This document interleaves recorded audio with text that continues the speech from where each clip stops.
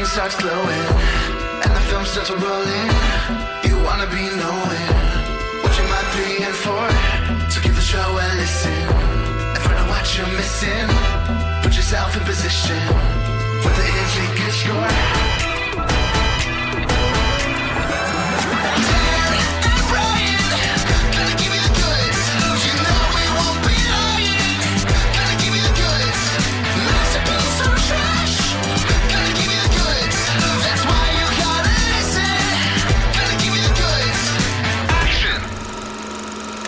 Hey listeners, welcome to the 181st episode of The Goods, a film podcast. This is Dan, and I have Brian here with me in person. We don't do this too often, but we do. It's special.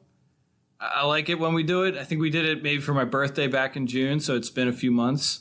How's it going, Brian? Good, glad to be here. I don't know how different the user experience is, I guess the listener experience, when we set it up this way, but it is fun. And we also have with us for, I think, the 6th or 7th time, my brother, Will.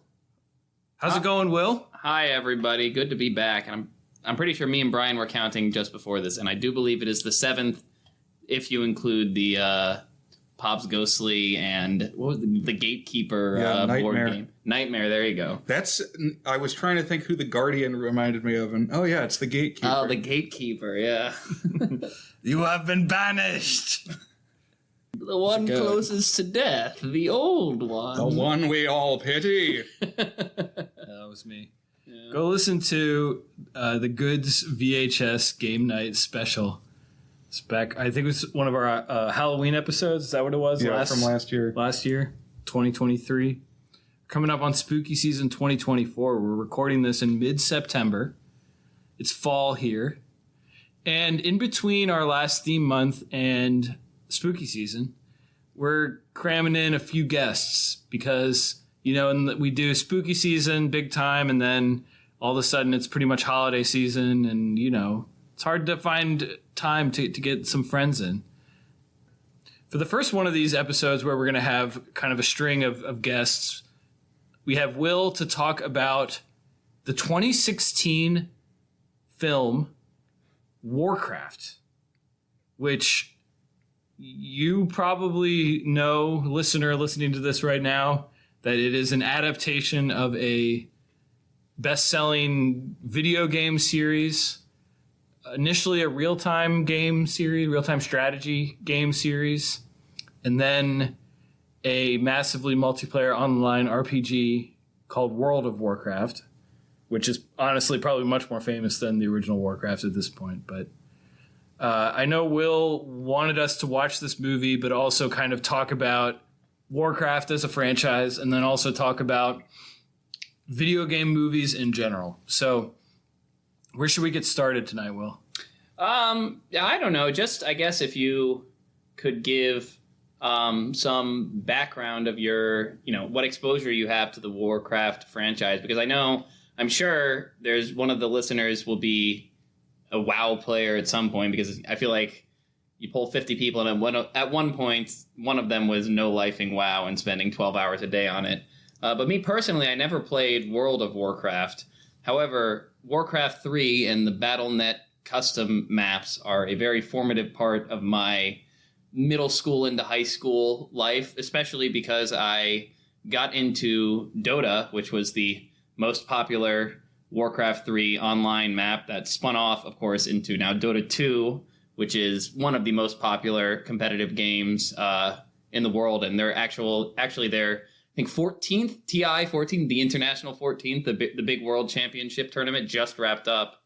So I wasn't watching it that closely this year, but the game is still, it's still going strong, and it all sort of spun off from Warcraft 3. So me personally, most of my experience is from those like random goofy tower defense and like different online maps they had in Warcraft 3. But yeah, what about you guys? I remember going to Best Buy and various computer stores and walking the aisles, and there's a box on the shelf that has a big orc face on it, and that's Warcraft.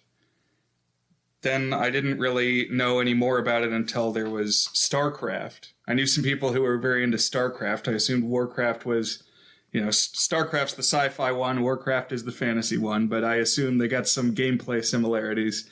And then when it really blew up was World of Warcraft. I never played that. The MMO that I played for a while was called Ragnarok, a Korean one.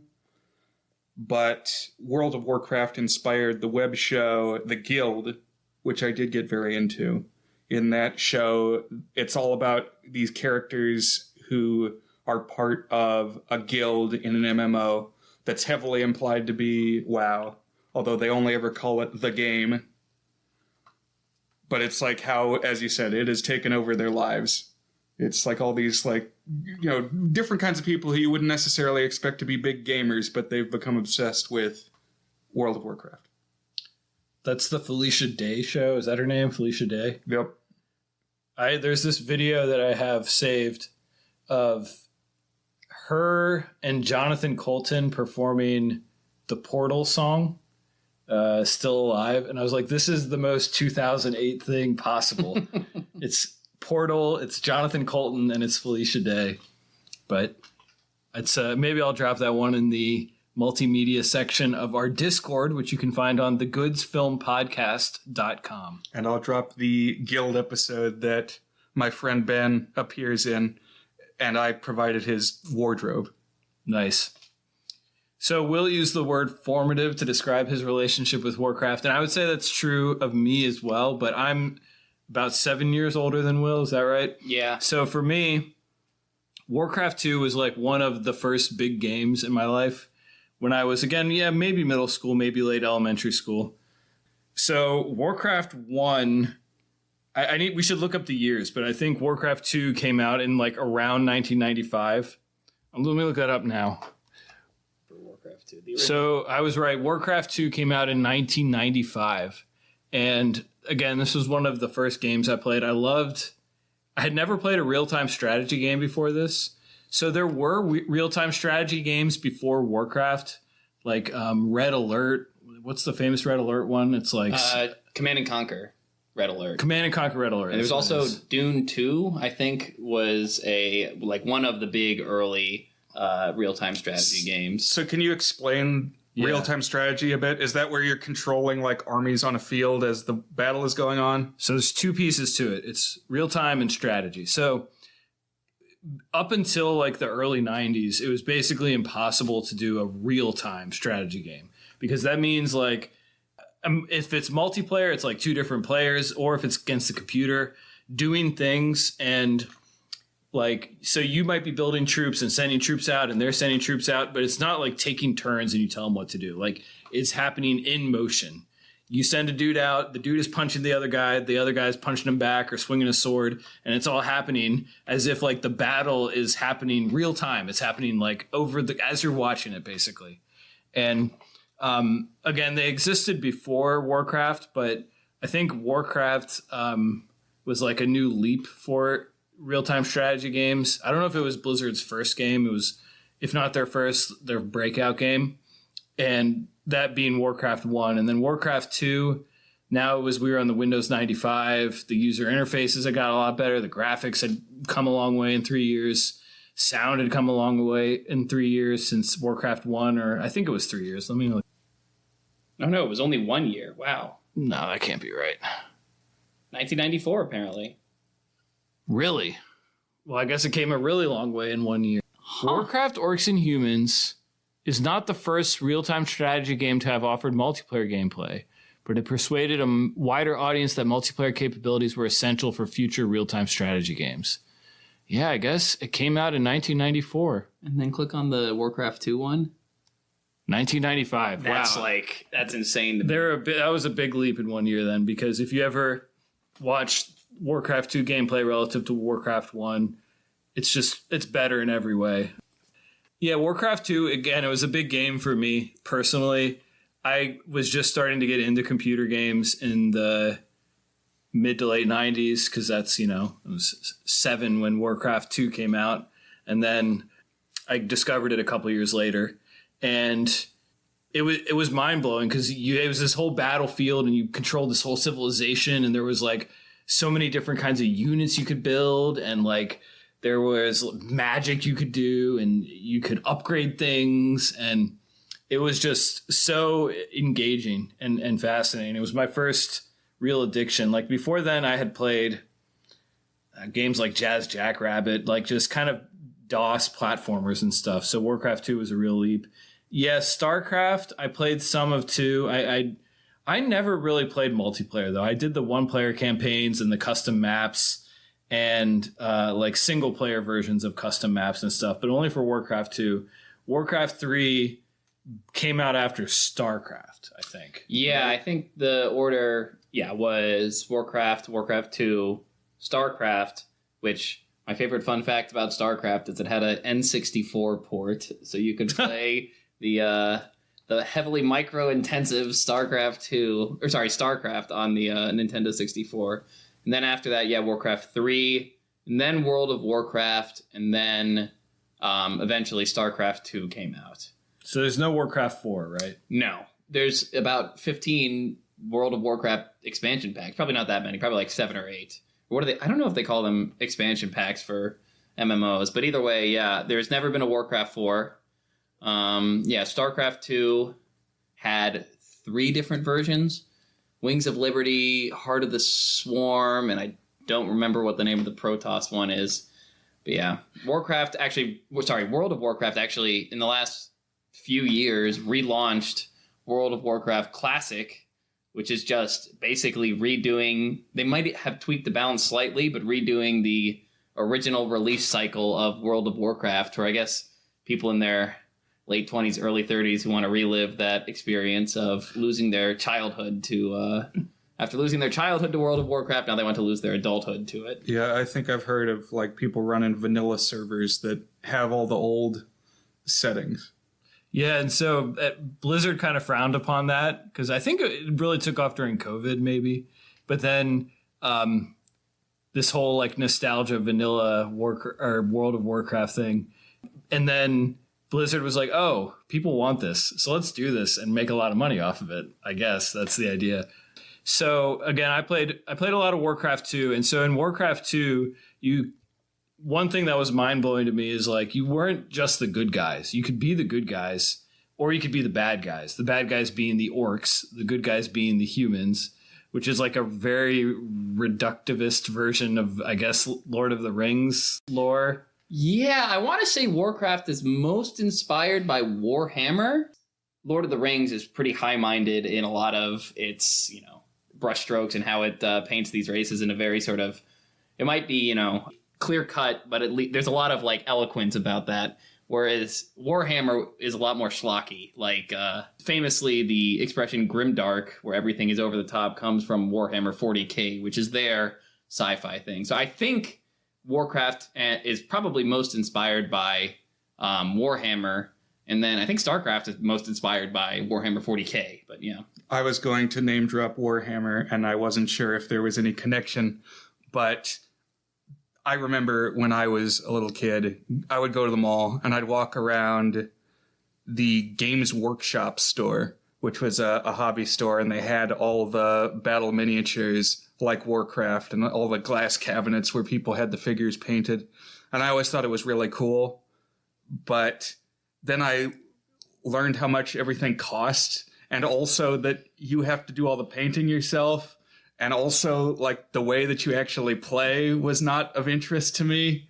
I kind of just wanted to look at the things, and I learned I could do that for free. Mm-hmm. Yeah, some people latch onto specific parts of that. Like, someone I know only paints them. He collects them and he paints them. That's what he does for fun. Yeah, I think that's pretty common. And I don't know if I've known people who read the books and collect the figures and paint them, but I don't know if I've ever heard of one of my friends actually playing Warhammer. I'm sure it exists, but I feel like collecting and painting the figures is as popular, if not more popular, than actually playing the game. Well, someone else I knew actually took soda boxes, so like thin cardboard, like measured, because I think on a Warhammer board, they're like circles of certain diameters for different units as the base, and like either printed out a picture and taped it on, or maybe even just like wrote what it was. And so like literally was just playing, had completely tossing aside the aspect of the figurines strictly for the gameplay aspect of it. So you have people on the other side who basically do that, who like, I'm not going to spend a penny on it, but I want to actually play the game itself. And all of this stuff has got me thinking back to high school, because as we've talked about, we went to a science and tech magnet school, a nerd school. And I did know a handful of people who were into StarCraft, were into Warhammer, and like had the, what did they say in Toy Story 2? That's custom fitted foam insulation you're riding in. It's like a case that's got little divots for all the different units. Yeah, I was going to say a related point. I remember when I would describe to my friends who did not go to TJ, which was our high school, like I would explain it as a nerd high school. And the example I would give is I remember in one of the computer labs, like 7 or 8 members of the football team would gather and play StarCraft every day during lunch. So that's what the football team did. Yes. Yeah. I think StarCraft is also important for the legacy of Warcraft, interestingly, because like Warcraft 1 and Warcraft 2 were popular in the sphere of computer games. And I don't know, maybe their sales were even bigger than that, but like StarCraft was a full-on phenomenon. Like people who didn't even play computer games played StarCraft. And so that kind of raised the whole Blizzard profile, which then paved the way for World of Warcraft. And yeah, I mean, World of Warcraft is like, I don't even consider it like a computer game at this point. It's like a separate hobby from a computer game. It's like its own thing. And I made a conscious decision. I used the word addiction a minute ago for Warcraft 2 being that I'm prone to get really into games and then burn out on them, or like maybe not burn out on them for several days. And I always had the feeling that like I couldn't get started on World of Warcraft because it would not end. It was like one of the only times in my life that I've had the discipline to say, you know what? I'm just going to like cut that one off. That one's just going to not be for me, because I think that I would like it. And I think that I would like it too much and get way too into it. Yeah, I know at least one person who I think got so into it, he like dropped out of college, or temporarily dropped out of college. Mm-hmm. I knew one guy who I didn't really know him. I was at a bar in Tokyo and I was talking to this guy, and for some reason we were talking about addictions. He said, I've only been addicted to 2 things in my life: World of Warcraft and cocaine. Okay. So there you go. I thought the second one was going to be harmless. It carved very far the other way. Warcraft 2 also, I don't know whether this holds up in like World of Warcraft at all, but Warcraft 2 also has a pretty good sense of humor about it. Like you mentioned the word schlock for the Warhammer, and I think Warcraft 2 kind of has that too. Like they're over the top stereotypes. Like there's a pirate character and he talks full on like a pirate and makes dumb sea jokes. And there was a gag I always really liked that you could, when you like select a unit, you click on him, and then he makes like each unit has like a greeting noise when you click on him. Right. But then you could click on a unit. If you clicked on him again, even though if he was still selected, he would like acknowledge you again. But you could click on him a whole bunch of times, and then they would like start making jokes. And like the boat one would be, if you clicked it, he'd be like, "You're making me seasick," after like the 15th time you click him, and then you click it again and he makes a barfing noise. Yeah, I have like just things like that built into it. I have very strong memories of that. The vomiting noise of the ship. Yeah, I know. Like I said, I didn't play World of Warcraft as much, but certainly that persisted in Warcraft 3, where there's elements of the goofiness, and I think we can actually, to finally bring it a little bit back to the movie we're talking about, I think you can see some of that in the Warcraft movie. It's not quite as, it's a little bit, serious and like self-serious, maybe too much at times, which ends up being a little contrasting with the tone of the writing, but and the tone of the world. But there's definitely some very self-aware campiness in this, and I think it definitely goes a long way to identify the sort of, or distinguish this type of fantasy from something a little bit more high-minded like Lord of the Rings. Which is what I was thinking back to. Since I don't have a background with Warcraft, I was thinking about the episode where we talked the various Lord of the Rings adaptations. Specifically, we watched the animated ones from Rankin Bass and Ralph Bakshi. And I was wondering how serious we were meant to take the world of this film that we were watching. And I think the way that you describe it is right, that maybe the filmmakers themselves are having mixed feelings about that. It's like you have to kind of elevate it if you're going to build a franchise. It's like you got to get people involved who maybe have not played the games before and introduce them to this world and leave them wanting more. But at the same time, it was kind of silly and over the top. And everybody kind of looks like they're in a video game. Right, the armor, we'll talk about this more later, but like the armor, for example, it looks like video game armor. It's like it looks like the type of armor where you drag it into an equipment slot and all of a sudden your guy's wearing a big burly chest piece with like gold trimming on all of the ends and stuff like that. And the swords are like these really broad things that could have been plastic for all for the way they looked. Yeah, I find the look of this movie to be really inconsistent. Parts of it look like a PS4 cutscene, and then parts of it are like kind of well designed and colorful and kind of interesting. Like the director who made this is a guy named Duncan Jones.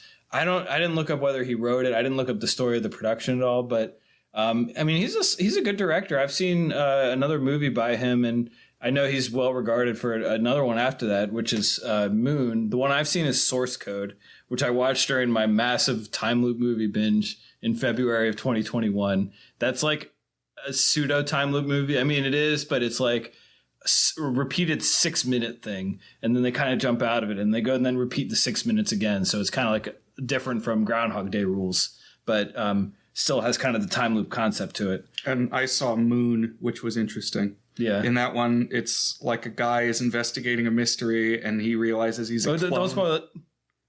Okay. I haven't seen it. I haven't seen it either, but I've heard it's very spoilable. I'm not concerned with spoilers generally as a rule of thumb. But it's mind-bendy and it does stuff like, it's not quite time loops, but it's also... Gotcha. So looping things. So that's this kind of thing. But this one doesn't really have that kind of stuff to it. So you said, Brian, a minute ago that you kind of need to take it seriously to kind of set a baseline and leave people wanting more, which my counterpoint to that is, have either of you seen the new Dungeons and Dragons movie? Yes, I have. And I think it's fantastic. It's great for like, it's a good counterpoint because that one is very lighthearted and the seriousness is mostly at the edges and in the backstory, not in the narrative itself, which is very much embodying the feeling of doing a tabletop RPG campaign with your buddies. And then, it's very kind of gag based, like the fat dragon. And like my favorite moment in that movie is when the illusion starts failing and Chris Pine's face gets all like jacked up. So to me, the Dungeons and Dragons movie made me feel like I felt when I watched The Avengers in 2012 and haven't felt about a Marvel movie since. Like, oh, this is how movies about geeky stuff should be. It should make me feel happy and excited about the material and joyful and like laughing and smiling and fist pumping. And like Marvel kind of lost that, but like for a short period of time, I felt like they had that. And Dungeons and Dragons had that again. Unfortunately, it underperformed at the box office, so I don't think there's going to be a kickoff of a franchise. But the two guys who did that, who made that, they also, one of them, by the way, is one of the stars of Freaks and Geeks, John Dewey, or I forget his Daly, John Daly. John Dewey that's like a historical figure, isn't that? I don't know. He was the guy. Was Dewey in Truman? Was it John Dewey? It was something Dewey. Oh, good because grief. It was. I think it's Thomas Dewey. Ran Dewey, against Harry Truman. Yeah, Truman holds up the newspaper. Dewey wins or whatever right after he won. Well, John Daly, or I think he's got like a third name in there or something like. Anyways, they've done also the movie Game Night, which is has some of the funniest scenes of any movie I've ever seen. But the point being that I felt like this movie was missing. It didn't need to be quite so jokey as Dungeons and Dragons, but I felt like the personality of Dungeons and Dragons, like this needed a little more personality to it. I feel like we should probably get into the plot summary so we can discuss these things rather than talking around the issue. I think we should talk about them more specifically because I have a lot of thoughts about the tone that this movie has and where it works and where it doesn't work. Yeah. Okay. I'll give you a hint. The title of the first game, Orcs vs. Humans, is a pretty good summary of where I think this movie works and where it doesn't. So let's get into it then. So this movie came out in 2016, directed by Duncan Jones, who Brian had mentioned in a chat, but I had forgotten that until tonight when we were looking it up again. He's the son of David Bowie, and while we were looking him up on his little letterbox bio, it says he also goes by Zoe Bowie and Joey Bowie. They sound like children's cartoon characters. I was thinking of Joey Jojo Jr. Shabadoo from The Simpsons. Joey Jojo! Oh, Joey Jojo! That's the worst name I've ever heard. That's the worst name I've ever heard in my life. It always made me laugh that it's Joey Jojo Jr. Shabadoo. The junior doesn't come at the end. The Shabadoo comes after the junior. Joey Jojo. So Junior's a real name. It's part of his full name. I guess. Unless Shabadoo is some kind of title that I'm unaware of, like Esquire. Yeah. Shabadoo. All right. So here we go. So any other prelude to it? I guess, do you know much about the production history, Will? I read a little bit about it, but I wasn't, it's Lionsgate, right?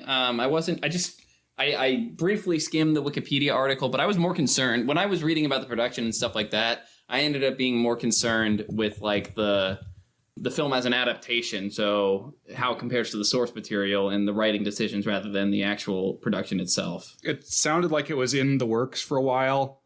Oh yeah, I did notice. I think it was announced 10 years before it came out or something like that. Yeah, officially announced in 2006, and it didn't come out until 2016. Right, so. And at least one of the sources said they thought maybe it would be too similar to Lord of the Rings. Interesting. This is funny. In the Wikipedia article, is it Uwe Boll? How do you pronounce his name? So it says that he made a bid to direct it, but was turned away by Blizzard, who he claims said, "We will not sell the movie rights, not to you, especially not to you," which is funny because I think he's famous for doing really bad adaptations. Right, he did House of the Dead and he did Postal. Right, Postal. Alone in the Dark. Yeah. Blood Rain. So we're going to talk a little bit about video game movies in general. Not movie video games. That's something else. When movies are turned Aladdin into video for the games. SNES. Someone had an interesting one. Man, it was like a weird one. It was like the Flintstones SNES or something. But basically, there was like this soundtrack that went really hard. And the funniest thing about it wasn't just like it was in the Flintstones or whatever. I forget what it was. It was some like ridiculous franchise game that was made for SNES. But for whatever reason, they wrote this track and included it on the cart, but it didn't actually make it into the game at all. So they only discovered it like in the recent times when like somebody was like crawling the data on the card. Yes. Like, whoa, what's this? Oh my gosh, what's this? Wow, that almost seems like the thing that you could do if you were like an indie music producer and just say that you found, like, create some fake story about it to get extra exposure. Oh, look at this lost track. Viral marketing. Yeah. I'm going so tangential, but do you remember, I think it was when maybe I was in high school, somebody made like a fake Great Gatsby SNES game, which was like, it was a game as if somebody had adapted the Great Gatsby into an SNES platformer. And the first boss was the eyes of Dr. TJ. What's it, the eyes of Dr. TJ Eckelhart or something like that, who's the big billboard. So you fight a billboard at the end of the first level of the Great Gatsby video game. Anyway. Gatsby's a simp. We need to talk someday about Great Gatsby. Yeah. All right. So anyways, Warcraft. So the opening scene of this film, it takes place on the orc homeworld. And so we see the orcs. The orcs, I would say, rather inconsistent looking. Some of them look very video gamey to me. But the main thing is they got greens. They're what you picture when you picture orcs. Like, they're Tolkien orcs. They're green skin humanoids that have big teeth sticking out. And they're muscular and tribal. Yeah. Warlike, primitive. You said they're green skin, so I think so before this, I watched, there's like a 14-minute compilation of all the deleted scenes, and one of the deleted scenes basically goes over how the green skin is a symptom of the magic that they use, and naturally they look more like Duratan, who's one of the main ones, who's like more tan skin. Yeah, he's like yellowish. So the green thing is like an aberration. It's not how they they normally are. Gotcha. Like, green is really important in this movie. Yeah, that's really stupid. I don't care about that stuff. the greenness. So, no, I'm just kidding. That's kind of my I don't know. That's like my Tolkien reaction. It's like you just made a dumb thing up. I don't care about that. Yeah, so I'm definitely going to be making callbacks to our Tolkien discussion when Dan dismissed the Legendarium as saying It's just this a guy. is just stuff that a guy made up, which I think is a little over reductive. I think pretty much any film Yeah, could fall everything into is. that category. I remember, I think in a recent episode, you said you think Star Wars is a masterpiece. It is. Which is so much more of something that a guy made up to me than Lord of the Rings. Maybe. But one review of this movie I saw said there are too many mysterious proper nouns. And I think that's on the mark and is kind of par for the course with these fantasy worlds we're talking about. They're Wikipedia blue links is what they are. There's so many, like you're reading a paragraph that's really dense with, this links to something else that I have to comprehend. Yeah. Unfortunately, you cannot click on links when you're watching a movie. So yeah, it's a little bit arcane. So the important thing about this orc homeworld is that it is overcome by fell magic. And you might be asking, what is fell magic? And I might be answering, I don't know what fell magic is. Okay, no, this is So crucial what to the is film. fell magic? So Death magic? yeah, so I actually understood this. Again, you can back me up with stuff that's actually from the games, but I thought this movie was really simple to comprehend because this fell magic is the evil juice. It's this magic that you suck out the life force of somebody and use it to power and feed yourself. Right. I think it's conceptually simple, even if you can't really identify what is fell magic. Like you can say, it's death magic where you take life from somebody else and also it turns you evil. When Right, you it use corrupts. It. It corrupts you. It's conceptually simple, even if you can't give a specific sort of definition and description of what it is. Right. Yeah, it's I evil also voodoo MacGuffin is what it is. I also came to think that it might have a mind of its own. Like it could be its own life force. Do you want the lore thing of that? Because basically, both of these worlds, there's like these god beings that are the demons. So do you remember? Well, we'll get into it later. But basically, there's these god beings.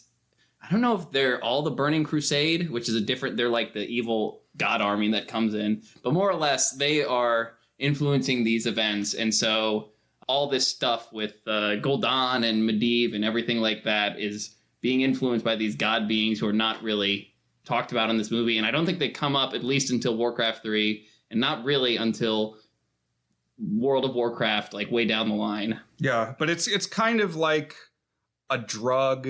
It's also kind of like a nuclear weapon. It's like a weapon that if you use it, you lose your humanity. It's like we could use this and win the war, but at what cost? Okay. Yeah, and it's addictive and corrupting. And So it's a little bit like the dark side. it's Exactly. also green. Yes, so I would expect something like evil to be black or red, but this is green. I wanted to taste it. I wanted to taste the fell. I think it would taste like Mountain Dew gamer fuel. Interesting. I think green to me is like a necromancer color. Like maybe more generic would be like red or black, but green reads very deathly to me as an evil color. Let's draft. If we were making a movie, what would our evil color be? I'll go first. I choose the purple from Mighty Morphin Power Rangers, the movie, for The Ivan ooze? Ooze. Oh yeah. That's my pick. I actually thought of Ivan Ooze in this movie because of the Guardian's like feather cloak. It made me think of Ivan Ooze's like. Do you know how he's got his collar that's like all feathery and stuff like that? Yeah. What's your evil color, Will? I think I got to decide. I'm going conventional. Okay, think about or it. subversive. All right, we're going Brian. What's your evil color? I guess I'll go with red. It would probably be like the way that, like if you're burning charcoal, like a piece of wood, the way that the embers glow. Oh, yeah, like the orangish red, that kind of like... It's got like little parts of it that are more illuminated than other parts. And it doesn't... There's something about like charcoals in particular that it doesn't look quite natural. It's like distortion of the light or something. Yeah, it's like hazy. The heat, yeah. And all right, so I'm of two minds. One is to say, like, I do like green or black is obviously like darkness. But I also think there's something to be said about white being the evil color. There's as like bone and stuff like that. And like, if you think of like a vampire or somebody who's like extremely pale, that's often has like a very sort of corpse-ish, deathly connotation. So I could see white as a evil color. Couple thoughts on that. One, black, great movie, evil color. Like, I think of course, Darth Vader, to bring it back to another thing that a guy just made up. I'm still caught up on you saying that. You're not wrong. It's not any less of a thing that a guy just made up than Lord of the Rings. But to me, Star Wars is more sacred. Maybe I'm more attached to the John Williams score than I am to the I'm going to be Howard talking score. about Star Wars a lot in this episode because I think there's definitely parallels. And like Dan says, I just care so much more about Star Wars. Yeah, maybe I don't even necessarily care that much about Star Wars. But anyways, the point is also black is an evil color. Wicked Witch of the West, or is it the East? Wicked Witch of the East, bro. Have you seen that YouTube? West is in more of the movie. East is in early on. It gets East is smashed the one by that the gets house. smashed, yeah. And of course, she has the green skin too. Right. But I think green is like a sickly color, which is maybe why it's so... Yeah. Because, you know, like you say, you're feeling green or like... when you get like a pus, the green pallor and like But- necrotic flesh and stuff like that feels green. I saw a behind the scenes photo recently, or it might have been the wrap party of Wizard of Oz, of everybody out of their makeup. And I think Margaret Hamilton is just as scary without the makeup on. It's like, But one of the things that George R. R. Martin did is he intentionally made the good guys the good guys black and the bad guys white, the White Walkers, and then the Watch or whatever they're called, the Night's Watch yeah. are black and they're the good guys. So I always thought it was kind of interesting. Yeah. There's a famous fantasy book series called The Black Company, written by an author named Glenn Cook. Very famous as like an early, like 1970s dark fantasy that inspired a lot of the more modern dark fantasy. But anyway, his villain is the Lady in White, I think she's called. And she's basically Sauron, but because they're like, the main characters are mercenaries who work for the Dark Lord, but she's the Lady in White. So she's Sauron, but a lady and white. I guess the Snow Queen in Narnia too. So, okay, there's precedent for white as evil. yeah. And so this is where I wanted to talk about, you've written fantasy books, right? Yeah, a Well, few, yeah. What about you, Dan? You've written books, but have you ever written a fantasy book? Well, I've written drafts of book. I don't really count it as actually having written a book because I've never published a book. I've edited a book one time, but once I've published a book, other than the one that I co-wrote with my daughter, of course. What's the evil color of... What's the witch's name in... Well, her name is literally Greena, so I think you can guess what her evil color So the is. green being evil should have been very obvious for you. That's true, yeah. But somehow on the podcast, I've never talked about Razor before, which was my fantasy series that it was only ever in draft forms. But like from the time I was 9 years old, I have worked on this fantasy, planned series that it never got a first installment, so can't quite be a series. But the crazy thing is like 2 specific scenes in this movie were like planned scenes in the Razor story. Interesting. Yeah, I'm like a fantasy guy. Like all the books I read are fantasy. I watch fantasy movies. Like the Lord of the Rings movies are probably my favorite movies. I really kind of obsessed. And not only do I read a lot of fantasy books, I read a lot about fantasy books. So I know like all the big series with the big names and like the discussions and stuff like that. And part of that is a symptom of me writing fantasy. But I think more accurately, me writing fantasy is a symptom of me being really into fantasy. And I do think like this whole Warcraft era probably had a large influence on that because, like I said, I described it as formative. And just the whole idea of making armies of orcs and humans, and in Warcraft 3, the undead and the night elves, and just throwing them at each other was very, fun for me. Yeah.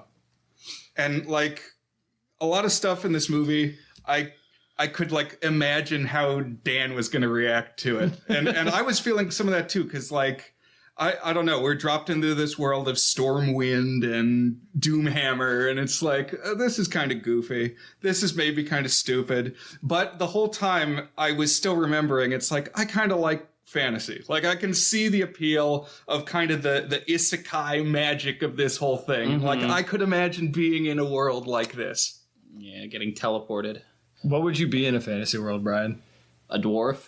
I don't think. No, I'd be a what is dwarf. it? Every movie needs a goblin. What was that? The Gotta quote have- from the- gotta have a goblin. Gotta have a goblin. No, I would probably be in the mage class. You look a little like Medivh, the Guardian. Yeah.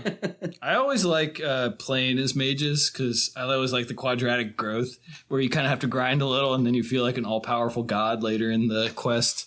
I always, if I was doing like a multiplayer RPG, I almost always play like a berserker, like tank frontline type of character who is very reckless and soaks up all the hits. When I played like D&D was that. And you remember Dungeon Siege? When we used to play that computer game, I would play as like a dwarf guy with a hammer running around. There's a Dungeon Siege movie, by the way. Really? Yep. Speaking of video game adaptations. Oh wow. I was also thinking of Max Magician, obviously. Yeah, anyway, we're 45 minutes into recording and we haven't even really got into the movie. All right. So we should probably get back to it. So there's this portal and so they're on Orc World. They got to go to Human World because the Fel is destroying the Orc World and they have to go to Human World. And it was not clear to me. I was like, okay, you got to escape. Like that kind of makes sense if you would escape, but there's more to it than that. They're not just, I'm leaving to go take another place. There's like something about, I didn't quite understand it. So my read of it was they have some of these prisoners who are called Draenei, which is not mentioned in the movie, but they're called Draenei. They've got these prisoners and they can open the portal for a certain amount of time, but not long enough for everybody to get through. So they send in this sort of front-running party to get more prisoners on the other side of the world so they can use those souls to open the portal for a longer time and get the rest of the orcs through. So it was like a sort of like expedition that was just the strongest warriors to take over the land, which is why there's controversy at the beginning because Duratan, one of our main characters, brings his pregnant wife with him. And he's like, what? You brought a pregnant wife into the new world? And the way that you open the portal is by using this fel magic. Mm-hmm. So all along this movie is like, it's people using this corrupting force and not really thinking it through. Because didn't you see that, like, the very first thing we learn is, okay, the world's falling apart because of fel magic. Oh, well, we'll open the portal to this new place with fel magic. Yeah, but there's some discussion, or the way they present it is they seem to think, well, it seems to be a conspiracy theory that fel magic is the thing that's taking down the world. Because, like, Duratan's like, it's clearly this magic. And they're like, oh, you can't prove that. He's like, no, I don't know about that. It's like, look around you. Everything's dying where we're using the death magic. It's kind of like the Lorax. It's like the Onceler. Like, falling victim to this corrupting spirit. He's like, no, it's not that bad. It's like, dude, we can clearly see what's going on. So I was thinking a little bit, it's like, I don't think it tries to be too metaphorical or allegorical or whatever, but it's a little bit like how people kind of talk about maybe climate change or maybe like capitalism in general. Or like industry, yeah. It's like, we'll solve the problems of capitalism with more capitalism type of situation. Yeah. Interestingly, it's the sort of hunter-gatherer tribal force that brings the super corrupting thing rather than the more industrial Azeroth. That's true. But as we find out, both sides are juicing. True, with the fel magic. All right, so now the orcs go through. Some of the orcs go through. There's also a woman prisoner. So what's her deal? She's like she's a half orc, right? She's not a full orc. Yeah, she's a halfling or half orc of some variety, and her name is Garona, and she is the worst character in the movie. Why is she the worst? Her performance is so rough, even compared to a lot like not many of the performances are great. I think with maybe a couple of exceptions.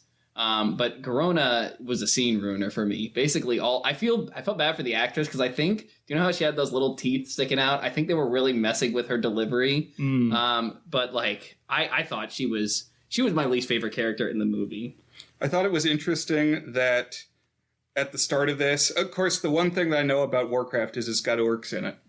And like at the beginning of the story, the humans have never seen orcs before. This is the first time orcs are in the world.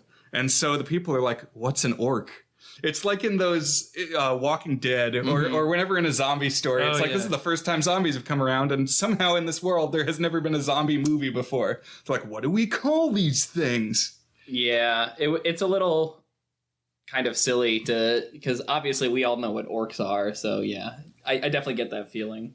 Garona's played by Paula Patton, who is an actress. I think I've probably seen her in one or two other things. Oh, yeah, she was in Hitch, the 2005 movie. I watched that which on I an liked. airplane. She was in one of the Mission Impossible. Yeah, the movies most as recent. well. Oh, wait, no, that's not the most recent one. That's an old one. 2011. It's like the third one, maybe.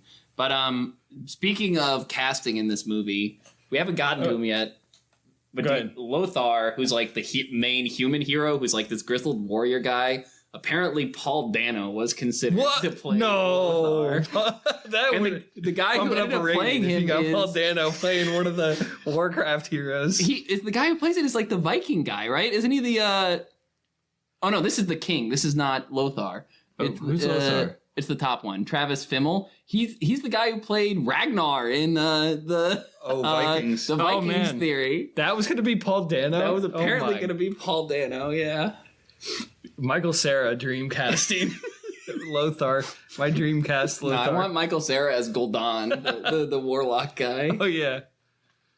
It's funny you mentioned like a movie trope, like a movie mecha thing where like it's very obviously a thing that people would know, but the movie treats it like it's not there. One thing I like about this is like a completely left field version of this. One subversion of that I like is in the movie Knocked Up from 2007, the Seth Rogen comedy, where Seth Rogen and his buddies have a business where, oh, we're going to make a website where we tell you where all the nude scenes are in a movie, and we're going to have little clips of them too. And so like in general, the purpose of this is like that's a very kind of pathetic man boy type of thing to build. But like also one of the very famous early websites that was controversial was the website Mr. Skin. That was that exact thing.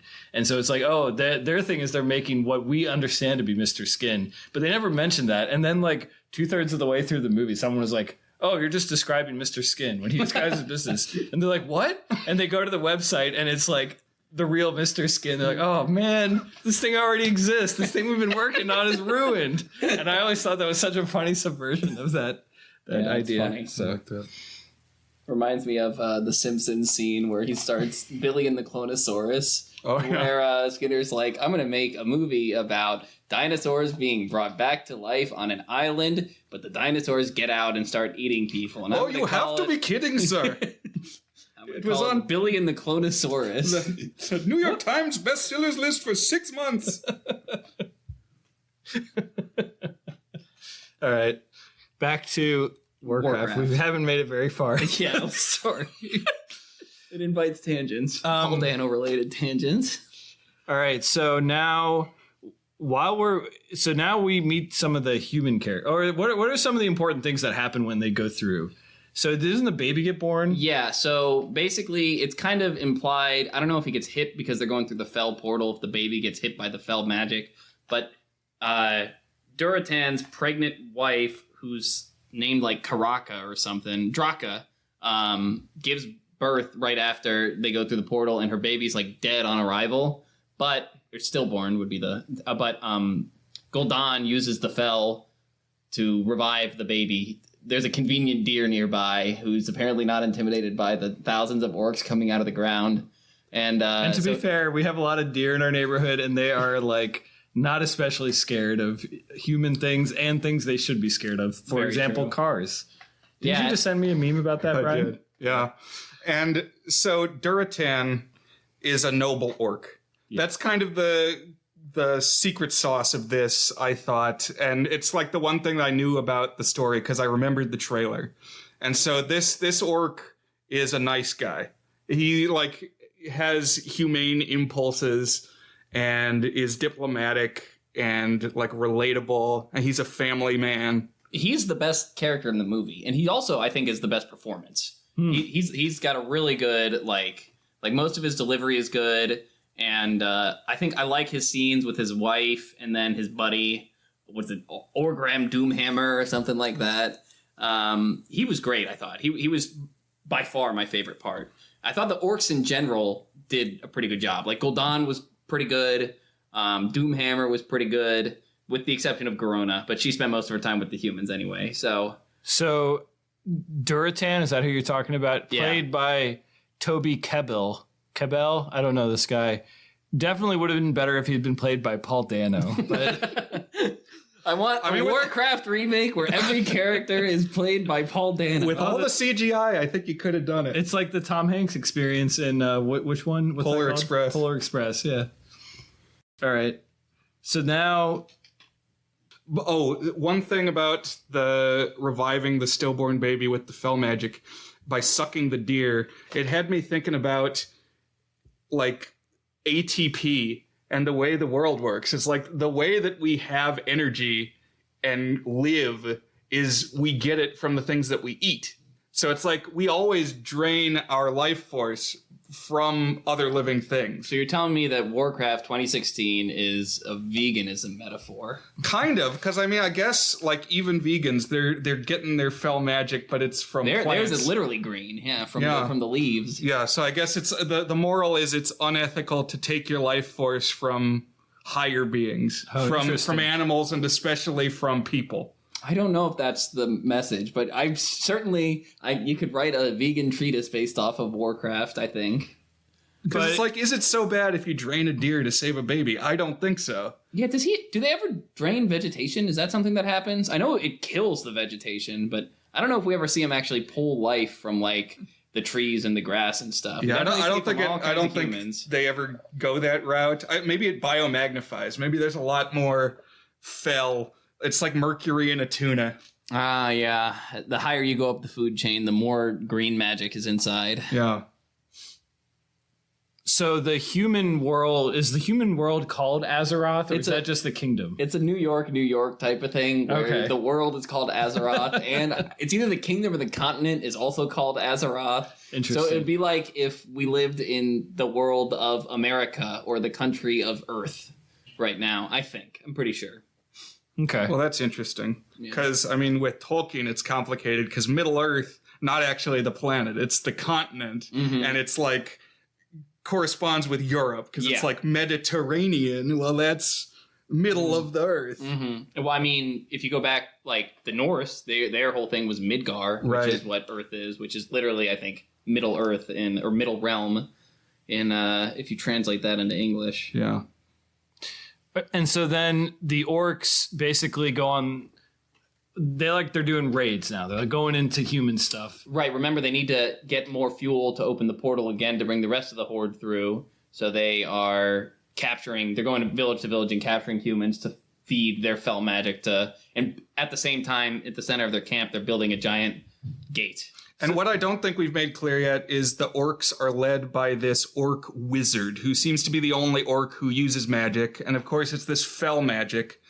And he glows green. Anytime you use this fell magic, like if you're really hooked on it, your eyes glow green. Mm-hmm. And oh, if the world were that simple, that if you are evil, you glow a certain color.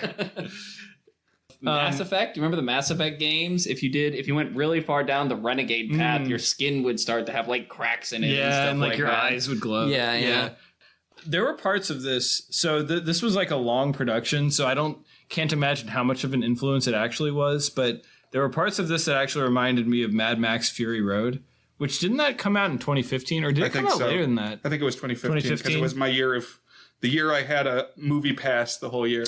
I remember I saw it, I believe, after my sophomore year of college. So 2015 would line up with that. Some of the like excessively artificial color design made me think of it. Really saturated, and the way that it sort of kind of opens at a full sprint, like there's kind of like an intensity. So one of the famous phrases for Mad Max Fury Road, which has been really influential on action filmmaking in general, was only third act plotting. So basically, like, you have to constantly feel like you're at the most exciting moment of the story.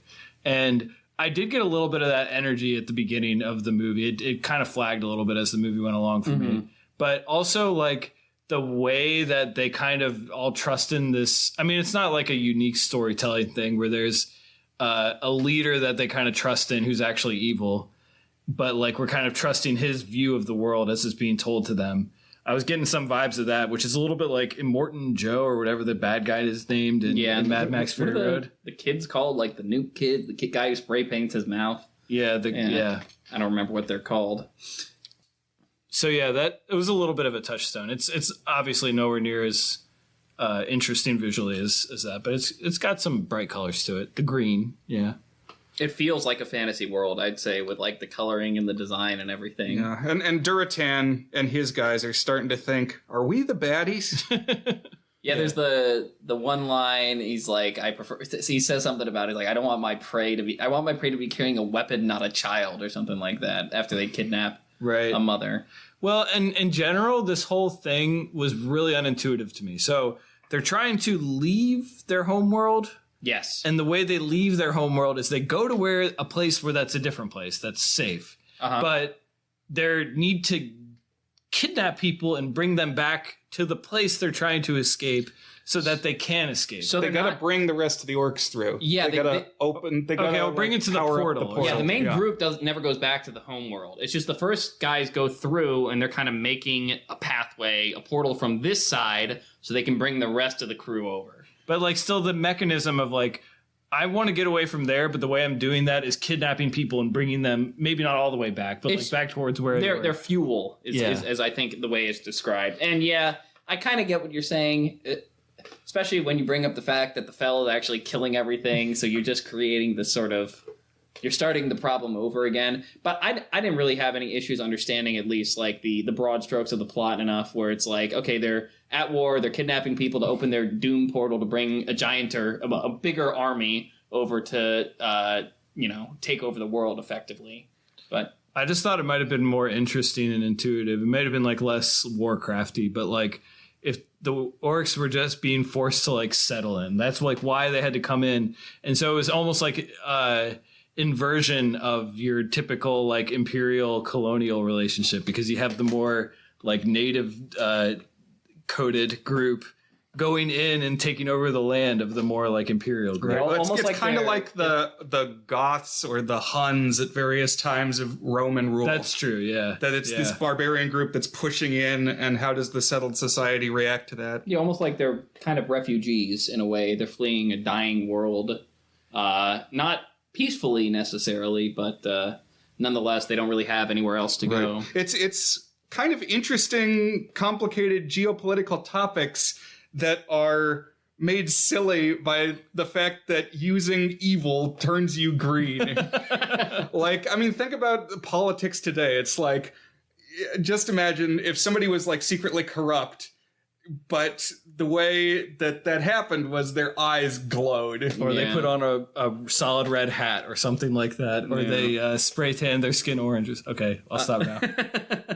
But we haven't even talked about the humans. Yeah, so I was going to say, who are the important humans? Let's talk about the important humans. Let's see. There are four important humans. There's kind of a lot of characters. There's probably one or two too many characters. But you've got Lothar, who is a combination of Aragorn and Jack Sparrow in a unsatisfying way, I would say. Yeah, in your D&D party, he's like the, what do they call it? A warrior, a fighter. He's like he's like the competent warrior, also the commander. And did you guys get Jack Sparrow from the way he reacted to certain things at different time as well?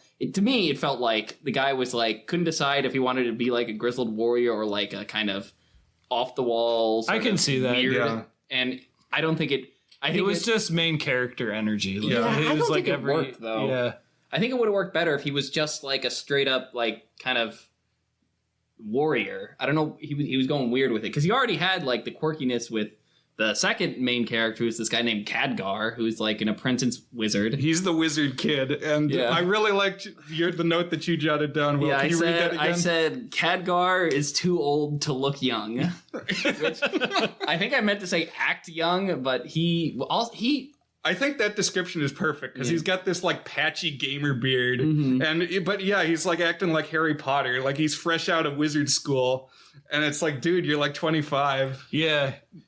And you're right. It would have worked if they had had someone like kind of gangly and awkward looking, like Paul Dano. But yeah, the third main human character is Medivh, who's like the old wizard. He's the guardian who. Most of the time they just call him Guardian, which made it confusing when some of the characters say Medivh. Yeah, and then the fourth one is King Lane, who's the king of, I think the country is Azeroth, but the city is Stormwind. And he has a goofy looking lion helmet.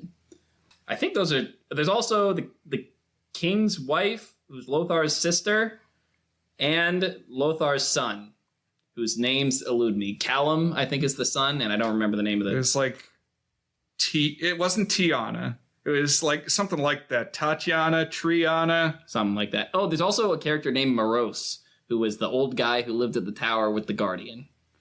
And those are all the character names I remember. And something is off with the Guardian, as you find out really early on.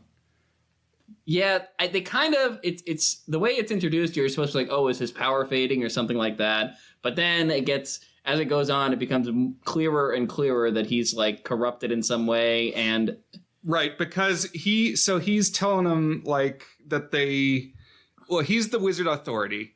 Khadgar comes to him, oh, Guardian, we're having a problem. And he's like, well, I'll handle this, Khadgar. I am the Guardian. You are not the Guardian, yeah. But then they run into this like band of orcs. It's the first confrontation between the humans and the orcs. And the Guardian casts a spell that like drains the juice out of a bunch of the orcs. And so you were like Leo DiCaprio pointing at the screen. Yeah, it's like, oh, he's clearly using the fel magic. And like when he did it, he's glowing green. And all the humans are like, oh, that was kind of weird. Why did that happen? That's so out of character for our noble Guardian. Yeah, that's probably nothing. My one pushback to that would be is the orcs make it clear that the only people who were affected by the magic were those like the green orcs, so the ones who had been hit by the fel. That's why Duratan wasn't affected and Blackhand wasn't affected because remember the orcs are like there's normal orcs and then there's green orcs who have been infected and made stronger by the fel. So when Medivh, the Guardian, uses that spell, it only kills the ones who were affected by the fel. So I was like, oh, maybe this is like some fel counter magic. I see. Or something like that. That's interesting. Yeah. I hadn't thought about that, but you could be right. But he did glow green, I think, so. And the way Khadgar reacted to it, he was like, that's kind of weird. What's up with that one?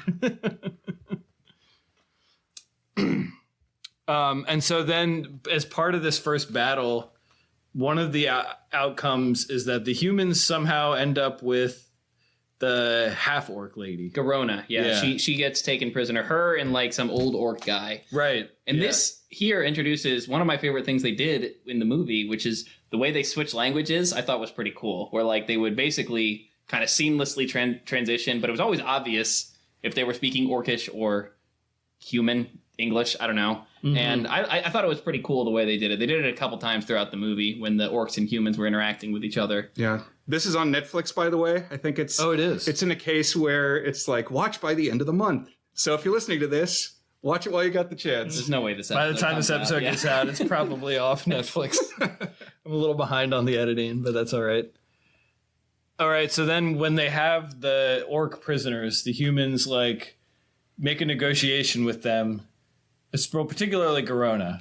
Yeah, the timeline is unclear. She somehow learned the human... I thought it was like days after the orcs had got there, but she knows the human language, which means it must be like months after, so this whole thing has been going on for months, which kind of makes sense in like an old-timey war sense, but then later on there's something like, you have 2 days to do this, amass an army, and I'm like, that doesn't... the whole timeline is a little bit wacky. So also, I think we said, but Garona is clearly half orc. She's much more human than the other orcs, although nobody explicitly says that. They're like, why does she look different?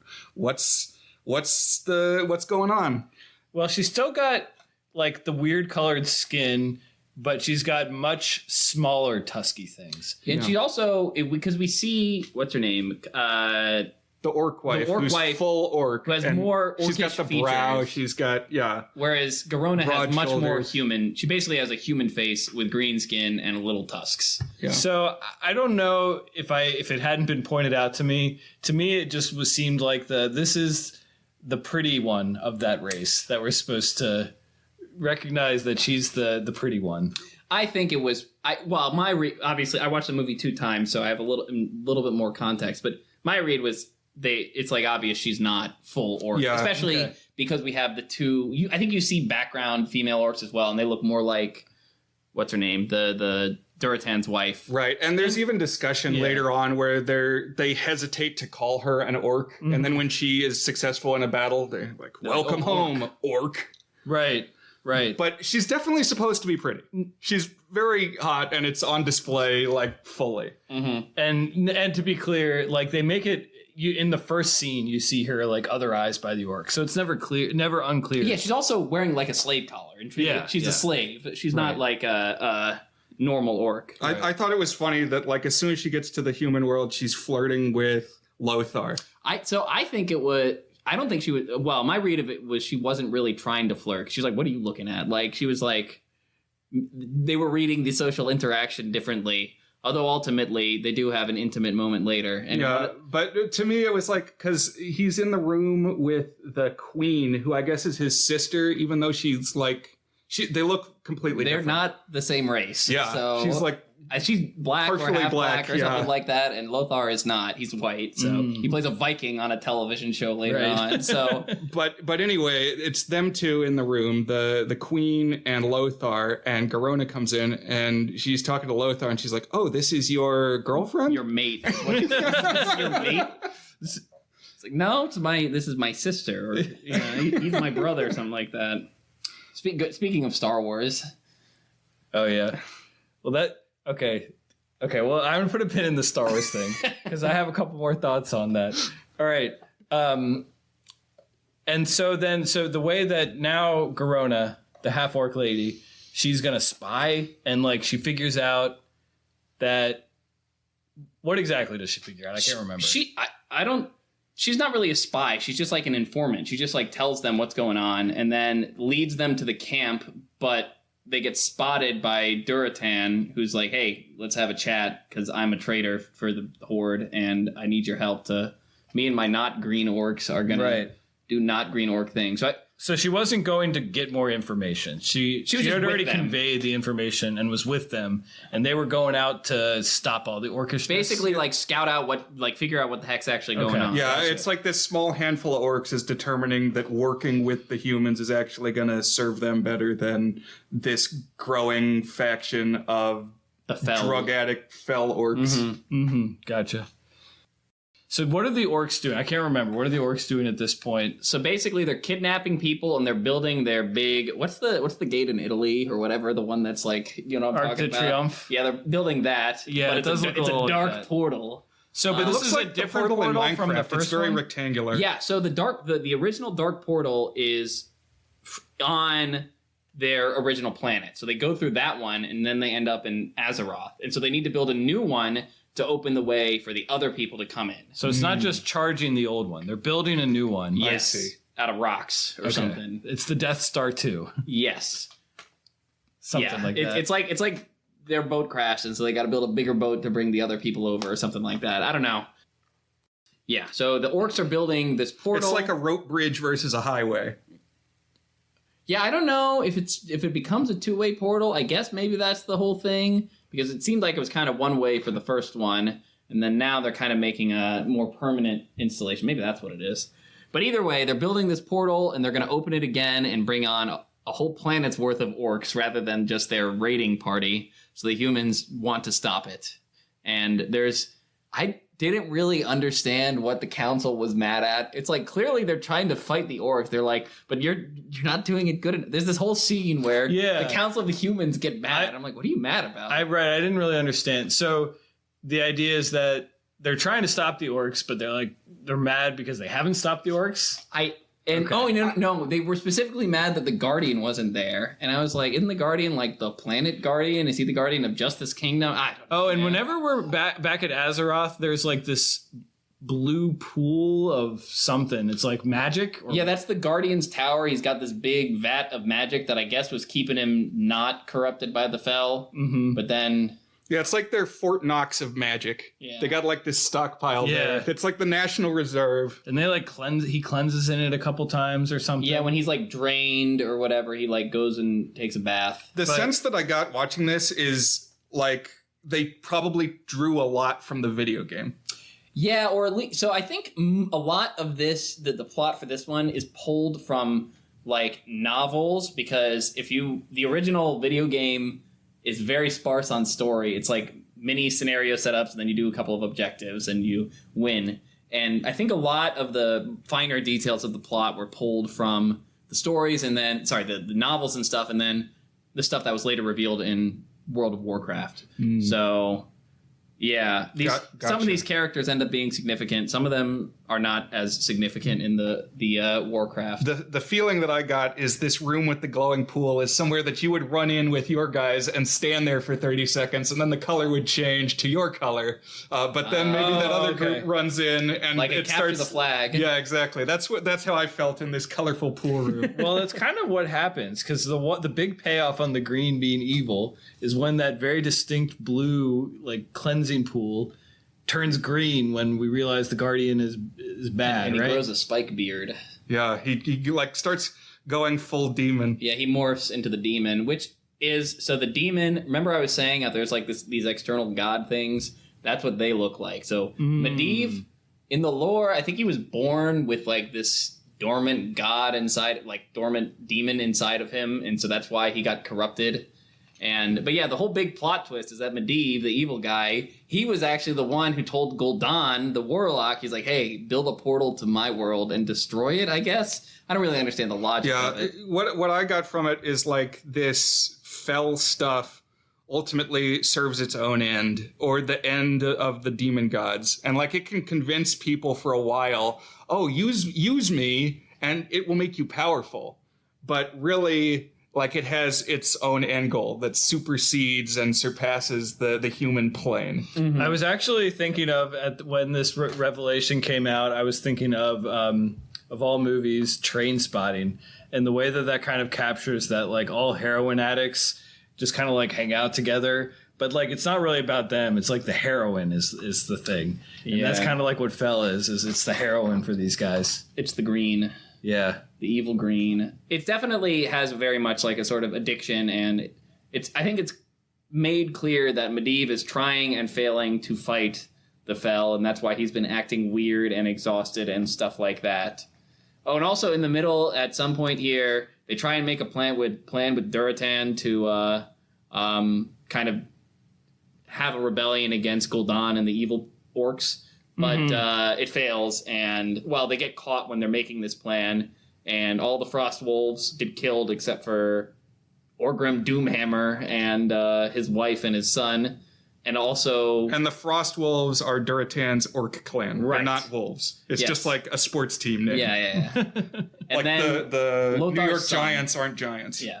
But we do see some wolves, and this actually bothered me a little bit. So Will sent us a YouTube video of some of the Warcraft 1 from 1994 clips of like leading into the scenarios, and the opening cinematic describes the orcs as riding black wolves. It's like literally one of the very first things ever mentioned about the orcs is that they ride black wolves, but the wolves aren't like midnight black in this movie. They're white. Yeah.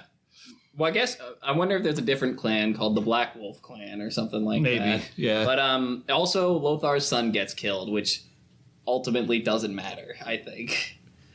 Lothar's son. Remember? The Guardian makes a force field, and the kid is on the other side of the force field, and he gets massacred. Oh, yeah. There's a lot of, like, triaging people to die in this movie. It happens twice. And then at one point, the baby orc gets Mosesed. Yeah, that happens where... Like, as the rebellion is getting quashed. Right. The green orcs are chasing down... the nice orcs. The nice orcs. And that's one of the scenes I put in my fantasy story, which... A Moses scene? Yeah, I did a Moses scene. That's not canonical to the Warcraft lore. In the Warcraft lore, he gets abandoned in the cold and found. He doesn't get Moses. So they stole it from you. Yeah, the other scene... Yeah. They did, because that was been in the story since like 2001. But I mean, of course, it's from the Bible, so I can't claim Moses. The other scene though is that scene where they're doing the battle and they're like in the pool and the magics are like flowing back and forth, and like one takes on an angelic aspect and one takes on the demonic aspect as the magic is like elevating. Okay. Oh, did you guys notice the Glenn Close cameo in this movie? I did. She played Aladai, the cube. Remember the cube that Khadgar walks into? Yeah, so Khadgar is he's the good wizard. He's the mage kid, and he's starting to suspect the Guardian. And so he goes to talk to another mysterious proper noun, the Kirin Tor. The Kirin Tor. Who are the Jedi. They're this wizard, like this mage caste that when you're a kid and you develop and exhibit latent magic tendencies, you get taken away and raised by the Kirin Tor. And they also, it appears they just stand around and point at this cube because they don't you don't see them fight ever. They're just kind of standing on this magic area and pointing at this cube, the super secret cube, which is called Aladai. And it tells Khadgar that he's like, hey, the Guardian's evil now, so, fix it. Thanks, Aladai. And then... Oh, by the way, that cube is a unit in Warcraft 3. It's like a building that you buy magic from it. Really? Yeah. Like magic items. Because one of the things about Warcraft 3 is there are hero units that have like inventory and you can use items. So it has a lot more emphasis on the heroes than older RTSs did, which a lot of times you play like Age of Empires 2 or like the older ones, they were just normal units, but a little stronger. Mm-hmm. And they're like a huge deal in Warcraft 3 where there's these different hero units with inventories and they level up and you get them different skills and stuff like that. And so, yes, the cube, Glen Close, you buy magic items from in Warcraft 3. Okay, nice. And so Garona, the one which one is her quote unquote mate again? Doesn't she end up having to kill him in the final battle? No. So she kills in the final battle. That's the problem. One of the problems with this movie for me is the king doesn't need to be there, and he looks way too much like Lothar. Okay. Yeah, she kills the king. Okay, it's but the king. He's like, kill me because it'll bring peace between our peoples, which to me does not seem like a good plan. Not the best king choice. He's like, hold on, if you kill the ruler, how are the humans going to feel about that? It's going to make them mad. It's like, what? The plan is dead on arrival. It's like, no, I'm not going to do that. That's like an awful plan. She didn't be like, hold on 1 second. Let's just go from step 1 to step 2 on this and see what happens. But he has to die a noble death. And also, it's like a classic plot contrivance where now Lothar, who at one point is intimate with Garona. Actually, one of the deleted scenes is them making out. Do you remember that scene where she's like consoling him after his son dies? Mm-hmm. In one of the deleted scenes, she proceeds to beat the shit out of him, and then they make out. So, okay, yeah. I kind of thought that was in there, but maybe I just made that up. They like what's it called when you touch noses? They like Eskimo kiss. Yeah, they Eskimo kiss. Yeah, but I don't think they actually. There was like an intimate moment, but not a make out moment. I see. Yeah. But anyway, it's a classic plot contrivance where now he's like, what? Garona betrayed us and killed the king. Right, and then now because she killed the king, the orcs are like, she rules. She killed the king.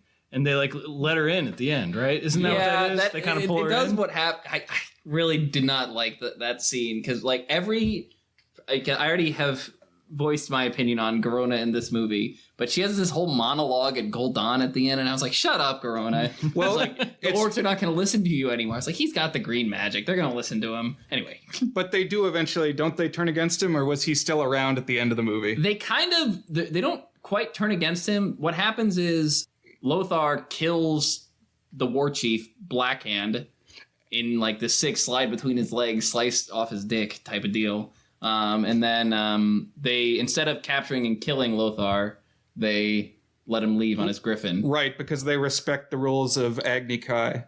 Yeah, I forget what it's called in this one, but yeah, it's like a traditional 1-versus-1 duel, and if the winner can walk away, I guess. And what's important that we didn't say is, like, right before this, there was another one-on-one fight that was between Gul'dan, the orc wizard, and Duraton, the good orc. And he sapped Duraton using the fell magic, and the orcs did not like that. They're like, that is not noble. That might have been my favorite sequence in the movie. I like that whole part leading up to it where he's like, all right, where his friend comes and breaks him out of jail, and then he like punches him. He's like, all right, let's go get this done.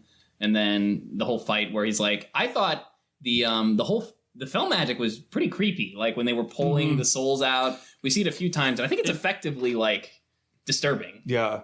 And I did not realize that it actually killed Duratan. I thought he was going to get back up, but then it's like, oh, actually, no, he's straight up fallen apart. He's done.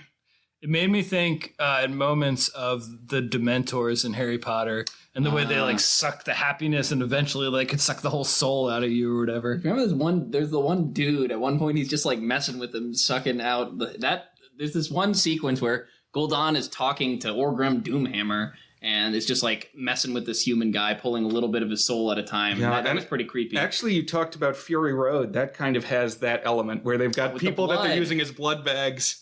That's right. Yeah. Okay.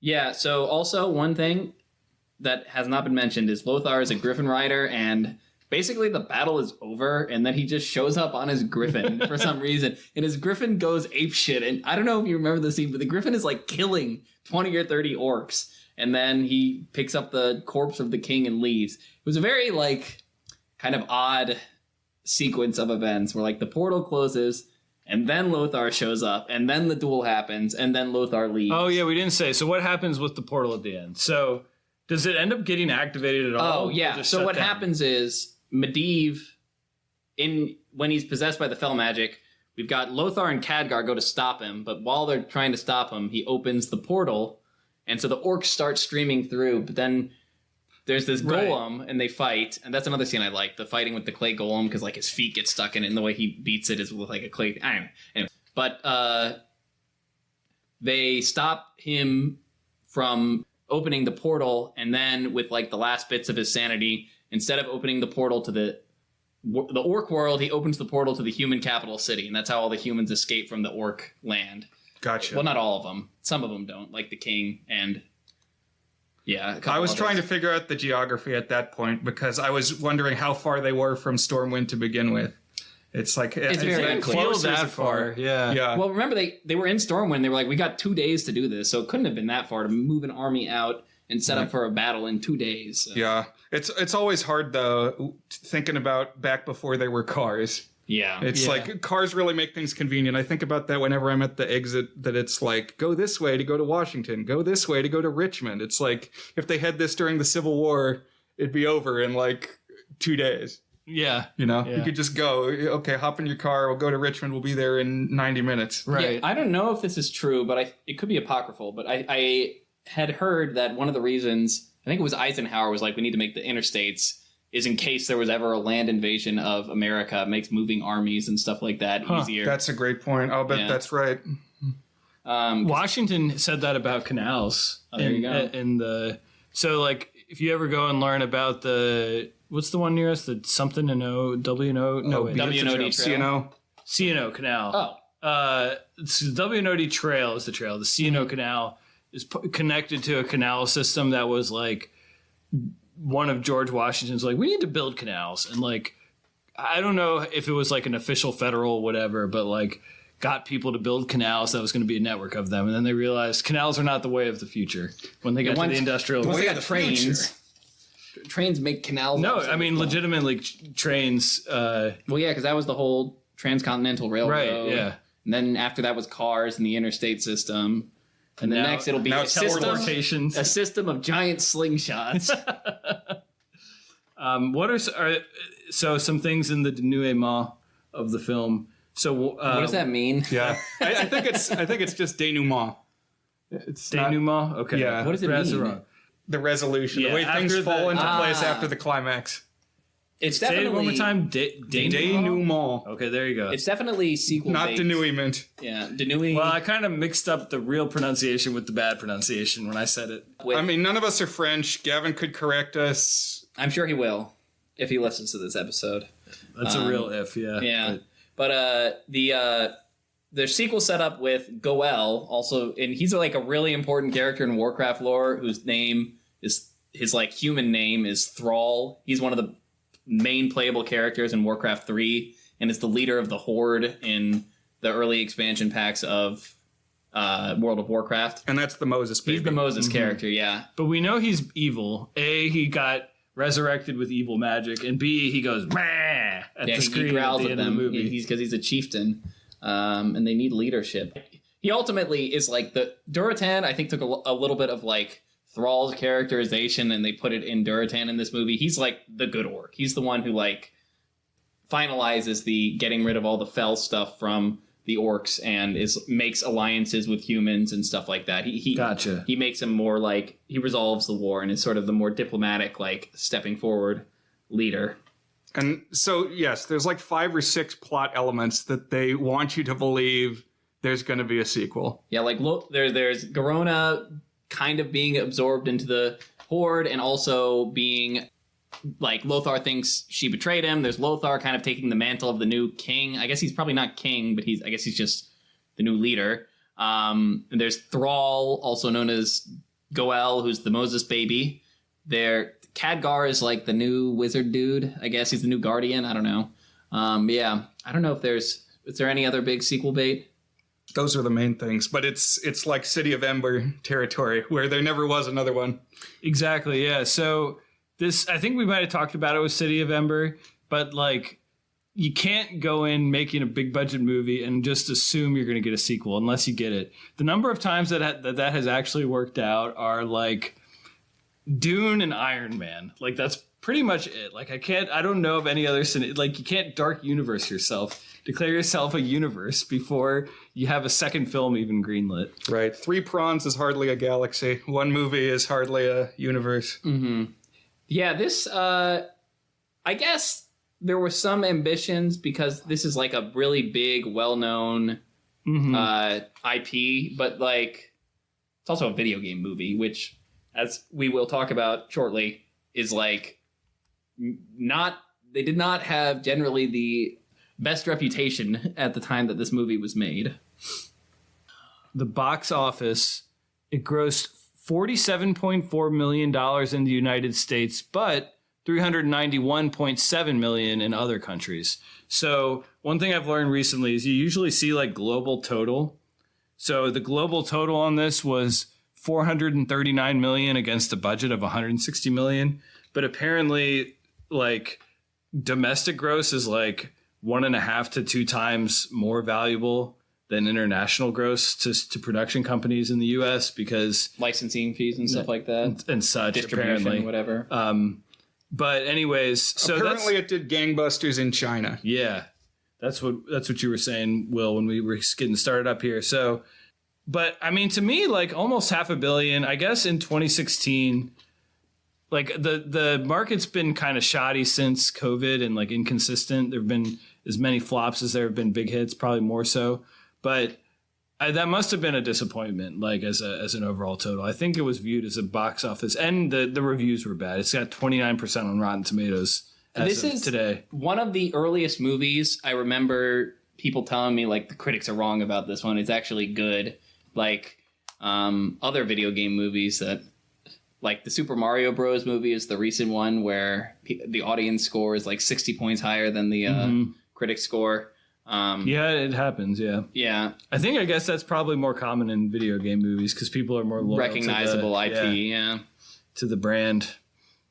But also, so Will, you have 2 pages of notes on the movie, right? So what are some things that we didn't talk about, we did talk about that you want to expand upon? Well, if you want lore resolutions to some of the characters, Lothar dies at the end of Warcraft 2, so he's not a big one. Doomhammer, who's like Duratan's second in command, becomes like the leader of the Horde until Thrall is the leader of the Horde.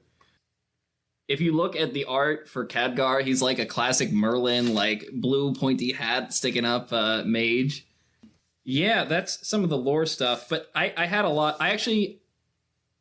So remember I said earlier that my thoughts on this movie are very much the orcs versus humans. I thought most of the orc stuff was pretty good, and most of the human stuff was quite bad in this movie in general. I did think the fight scenes were mostly good, and I quite liked the music.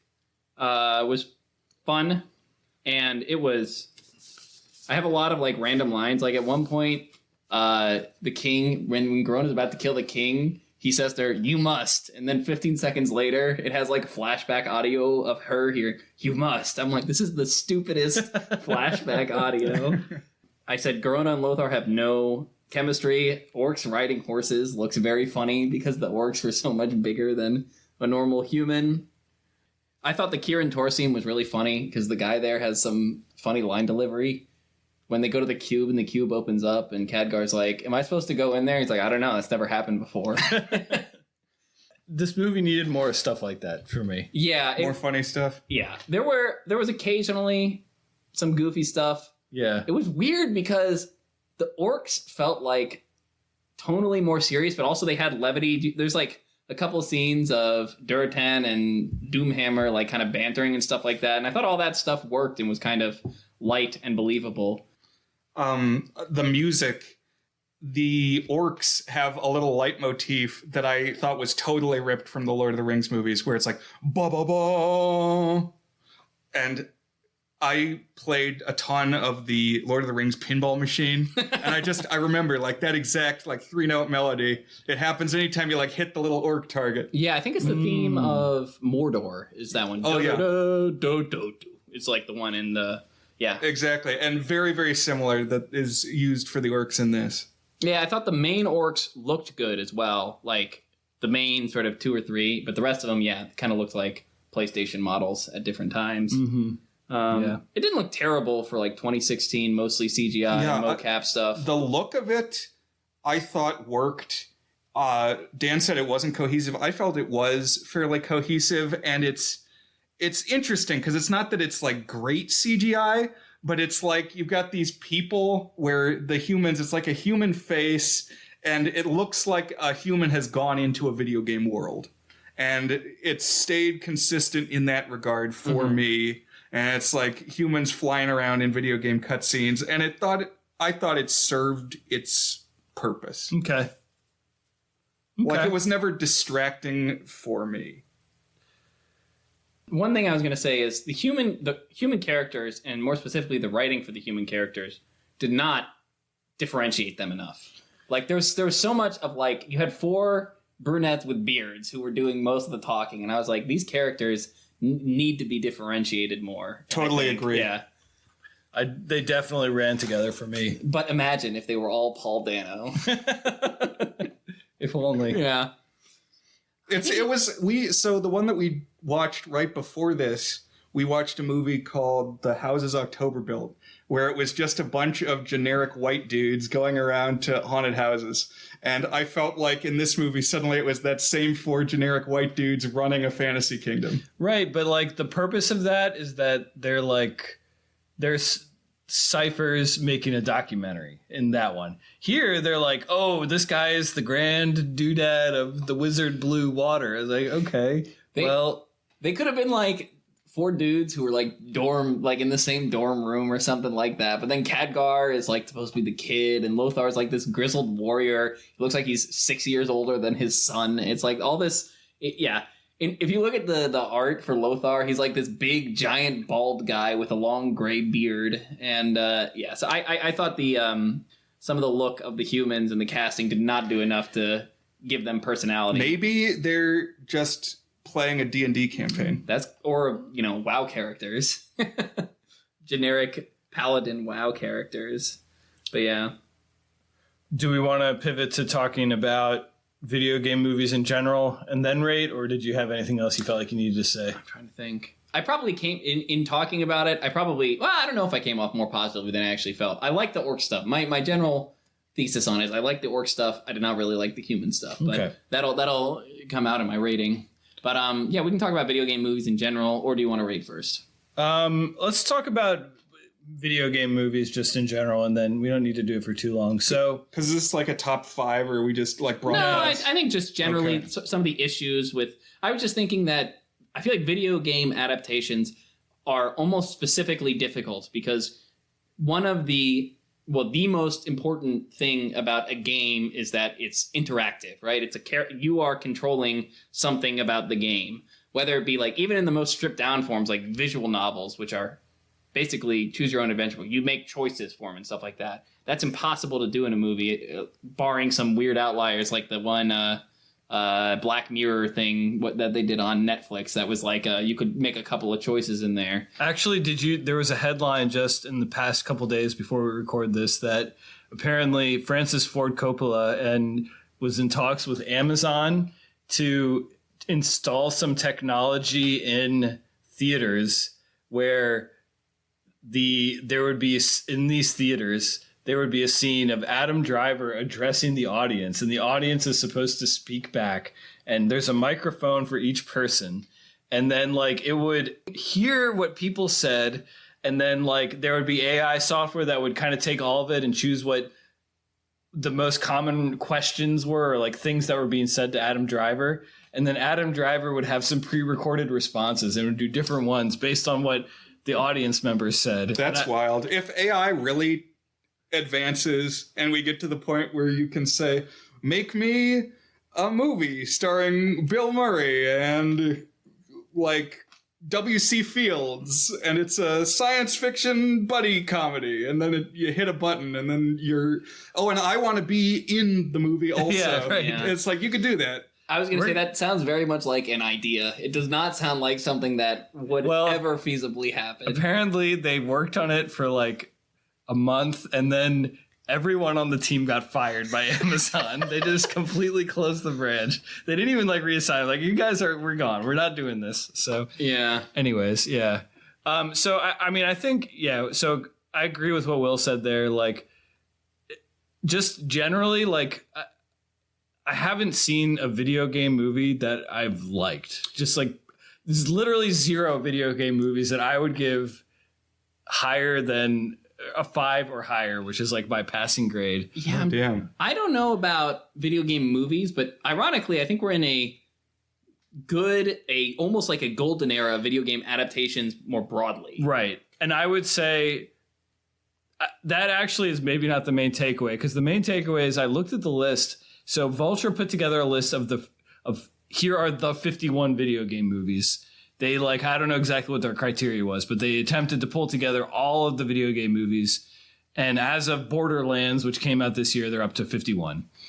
I actually have not seen that many. So as much as I say that I don't like any of them, it's more so that I haven't seen that many of them. But like, there have been some that have got good reviews, like the Pikachu Detective one and the Sonic movie. I think Sonic the Hedgehog 2 got like a 70% on Rotten Tomatoes. And Sonic 3 is on the way. Yeah. For me, I think I like movies about video games more than I like video game movies. Like, I think Wreck-It Ralph is good. I like the Scott Pilgrim movie. Yeah. Yeah, so movies that sort of embody gaming more broadly, but are not strictly adaptations of video games. Exactly. One video King of game. Kong. Yeah, one video game movie that I did really like recently. I liked the new Mario movie. I did not like it at all, but the reasons I didn't like it are, I think that movie suffers from being made by Illumination. It does a lot of like campy slow-mo and bad needle drops, and the writing is not very cohesive, and it doesn't have much of a plot. But like the references and stuff like that were fun. I see why people like it, but to me, if you take a step back, and remember when Dan was saying, I think people are more loyal to gaming IPs because they have sort of familiarity and comfort with like the stuff that they know. I couldn't see any or much merit to the movie beyond that. Brian, what would you give the Super Mario Bros. Movie on the Is It Good scale? Oh boy. I gave it a full 5 stars on Letterboxd. Whoa! Maybe that's too charitable. I don't know if it fully gets an 8. I'm going to go ahead. I'm going to give it an 8.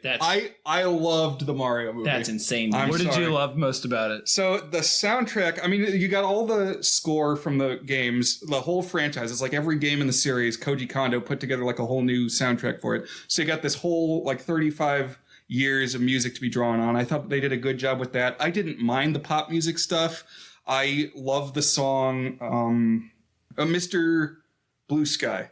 Oh yeah, Mr. Blue Sky. And that's what it ends with, is like, now they've established this connection between the Mushroom Kingdom and Brooklyn, which they return to that element from like the old Super Mario Brothers Super Show, where it's like he's an earth plumber and he's been isekai'd.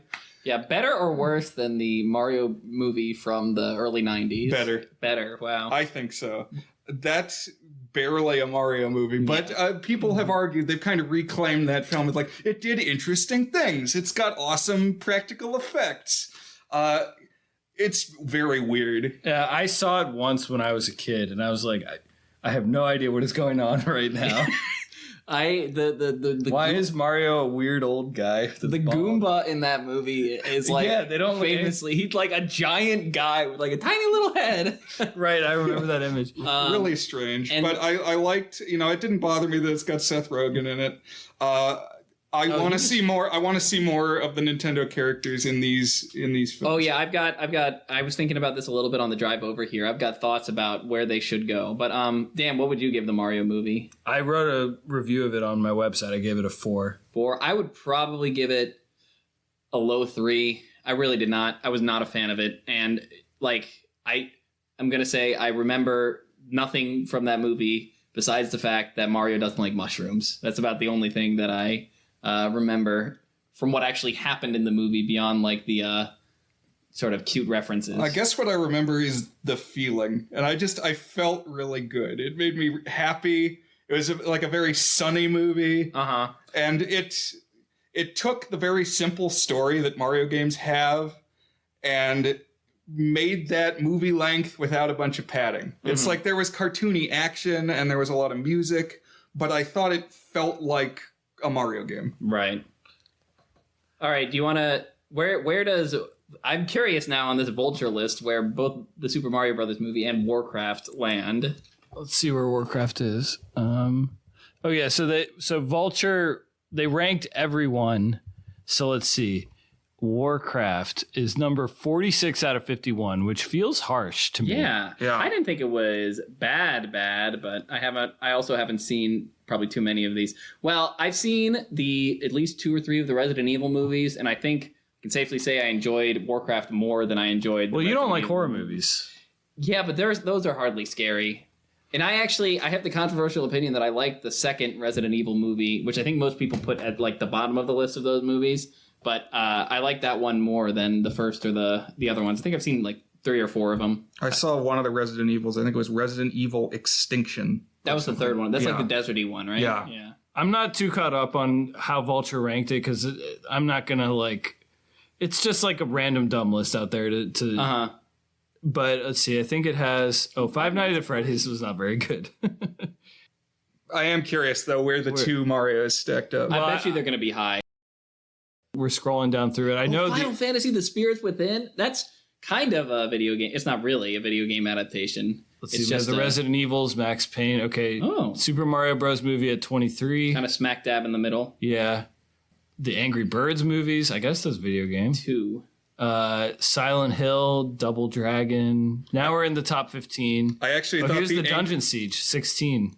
I actually thought the Angry Birds movie also did a good job of somehow turning that game's story into a feature film length with nothing extra. The birds and pigs. The pigs take the eggs, the birds go after the eggs, and they use their own individual talents to break down the towers. And that's the story. I guess I felt like it was a missed opportunity, though. Like, it didn't need to go full Pixar, but like it just really felt like there was a gap where like Soul should have been in the Super Mario Bros. Movie. Well, that's also it was like all presentation and all like cool Mario wackiness and action and stuff, which like I enjoyed looking at, but like I also didn't feel like I was being told a story. Yeah, it doesn't hit you with any big feelings. There's probably not enough conflict, I guess. It's just not. But to me, it is focused. Will. It is Illumination. Like Illumination. You know what? Illumination gets a really bad rap. I think they have made a couple movies I would give a 5 or higher, including the Lorax. They made Lorax, and Lorax is I think I gave it a 6 when we recorded it, but I would probably give it a 5 now when I watched it again. But then like they have the Sing series, which is like Zootopia crossed with American Idol, and the second Sing is good. And anyways, so Illumination has made a couple of decent movies, but now we're back to this Vulture list. So we're at the top 15: Ratchet and Clank, Tomb Raider, Resident Evil Extinction, Far Cry. I didn't know there was a Far Cry movie. Sonic the Hedgehog 2 at 11. Speaking of which, the Sonic the Hedgehog movies I quite liked because I think they worked kind of by themselves. Like the first Sonic the Hedgehog movie is like a kind of pretty standard alien or being from somewhere else comes in and sort of incorporates into a human family and is chased down by the government, like E.T. type story. Or Alf. Yeah, or Alf. And it works pretty well. And I really like Ben Schwartz, who's the voice of Sonic. I think he's really funny. John Ralphio. Yeah, John Ralphio. And then they get Idris Elba for Knuckles in the second one. Nice. So, like, those movies, to me, you don't have to be a Sonic fan to enjoy the Sonic movies. I think the Mario movies, I don't know if you have to be a Mario fan to enjoy them, but I feel like a lot of the expectations of the quality and a lot of what they're going for is catering towards Mario fans. That's probably true. Yeah. Top 10, Lara Croft, Tomb Raider, Doom. By the way, we have not seen the old Super Mario Bros. Movie yet. Street Fighter. Oh, that movie's That's one I great. want to revisit because I never saw it. I might have seen like part of it, and I've been told it holds up like a kitsch perspective. It's very campy, but it's fun. got Raul Julia as M. Bison, the guy who was Like Gomez the Hitler. Adams in the 90s. Oh, interesting. Gran Turismo, which just came out last year. Detective Pikachu, Sonic the Hedgehog 1, Super Mario Bros. At number 4 from 1993. That's kind of wild. That's I gotta say. bizarre. Bold. You know have you heard the behind the scenes things that both the lead actors were just drunk the entire time I did they were read that. filming it? Number 3, Mortal Kombat. The old one. Yeah. Hey, this is the one that I really like. Resident Oh, wait, Evil, no, it's Welcome not. to Raccoon City. That's the new. Yeah, that's the new newish. one. Yeah. And then number 1, it has Werewolves Within. I knew that was a movie. I didn't know that was related to a video game. Huh. Yeah, Well, but there you go. this list tells only half the story, which is that now video games are being made into critically acclaimed television series as well. Yeah, we got the Fallout very good show. point. Yeah. The Last of Us. The Arcane, the League of Legends TV show, like swept the Annies that year, I think, and the second season's Wow. coming out like next month. There was a Castlevania anime. Yeah, the Castlevania I anime didn't is even really think good. about that, but you're totally right. Yeah, so we're actually in a really, generally speaking, a good era of video game adaptations on television. There's also a couple bad ones, like the Halo one got pretty panned, I think. But yeah, in general, I think there's been Fallout, The Last of Us, Arcane. The Dota anime was okay, and also video game adaptations are a very big thing in Japan as well. Like there's all kinds of there's a Phoenix Wright Ace Attorney anime, and all the Persona games have been turned into anime, and they do like live action movies for a lot of these games and stuff like that. So they're pretty big over there, and they're probably, I would say, better on average than a lot of the American video game adaptations, but I don't know if they're great. I'm pretty concerned about what a Zelda movie is going to be. Yeah, that one's coming out soon, or I think it's in production. I think it's going to be live action, which I'm unsure on. Yeah, I thought it was going to be a shoo-in after Mario made $1 billion that they were going to just do the Marvel thing and they were going to do, oh, now here's Zelda. Oh, now here's Animal Crossing. Oh, here's Pokemon. And then Mario and then Kart. here's well, they kind of crossover. already Yeah, had Mario the Kart was in the Mario The movie, crossover so- would be Super Smash Bros. If they did a Right. crossover. I would like a serious racing drama that's Mario Kart, where you've got Donkey Kong and Zelda and the Animal Crossing character. they do have a significant Mario Kart section in Yeah. They crammed too much in it. They should have spaced it out into different movies. Had a separate Mario Kart movie. No, to me, it's like the opposite of what I was saying about Warcraft. It's like they didn't know if they're going to make another one. So they're like, you know what? We're just going to make, if we're ever going to make a Mario Kart movie, we're doing it now. We're making the Mario Kart. Oh, also, it's a Donkey Kong movie. Also, it's Mario. We're just doing it. I do think that the cast announcement video is one of the most surreal things. I remember the internet exploded when it was just a sequence of videos. It was like Chris Pratt as Mario, Charlie Day, is that his name? Charlie Day as Luigi, Jack Black as Bowser, Keegan-Michael Key as Toad, Anya Taylor-Joy as it was explosive, I remember. It was like a fan cast, basically. Yeah. But all right. So question was, what video game property would you want to see as a movie or maybe a movie series or something? But so I'll go first. So my initial reaction was Mass Effect, my favorite game series that's narrative based, at least, that I've ever played. But with that one, you face the exact problem that Will was saying earlier, which is what makes that game so interesting and so compelling is that you feel like you are Commander Shepard in this world, and the world reacts around you. And when you meet these characters and forge relationships with them, you really feel like you've done it to them. And I just like, I would watch a Mass Effect movie, and if it was even if it was based on Commander Shepard's story, I would watch it. I do think it's got an interesting world, and you could tell a story outside of it. But I can't imagine a way they would make a Mass Effect movie, and I would be like, that really lived up to what I hoped a Mass Effect movie would be. I just don't see how they could do it. Yeah, one of my ideas is that for these big, like, bulky games, like Mass Effect, there's 3 games, and they're each probably 40 hours. Maybe the first one's a little shorter. But I don't think you can make a good adaptation, direct adaptation. So I think the ones that we talked about that have worked, Castlevania, Arcane, Fallout, and The Last of Us is kind of an exception to this. They don't try to stick strictly, even like the Mario movie, doesn't try to stick strictly with a story already established. The Fallout, I think, is kind of an amalgamation of stuff, but tells about like a different vault than the rest of the Fallout games. And Arcane is characters from League of Legends that have like, they do their backstory, but it's not like, you know, they're not trying to do all of the League of Legends stuff.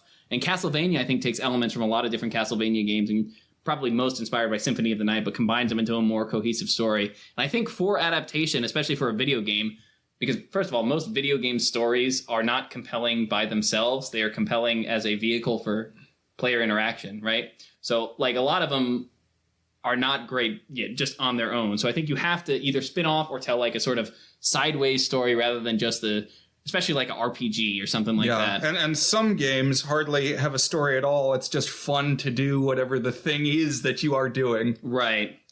And the exception to that, obviously, was The Last of Us, which was a pretty faithful adaptation, but it's also a pretty faithful adaptation of like a 10-hour narrative game into like an 8-hour miniseries. So it's not quite as insistent on stuffing so much extra content into a movie or a TV series. So what's your answer? Something that you would want adapted? I have a couple. One that I think would actually work as a pretty direct adaptation is I think a Luigi's Mansion movie I think would be good. Okay. And then I had a couple ideas. One was like a Pikmin movie that's a little bit more sparser on story and like a survival thing, and kind of, I love the Pikmin series, so that would be fun. And then I actually think you could make a Mass Effect series or movie, but I don't think it would work as a movie.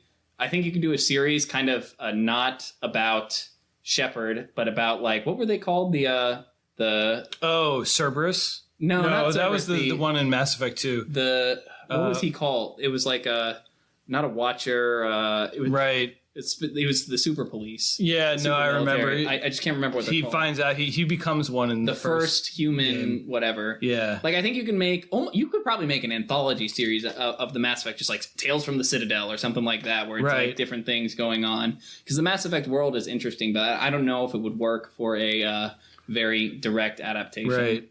The Mass Effect series is the only one where I've ever just like scrolled through the compendium of lore and like read every single article.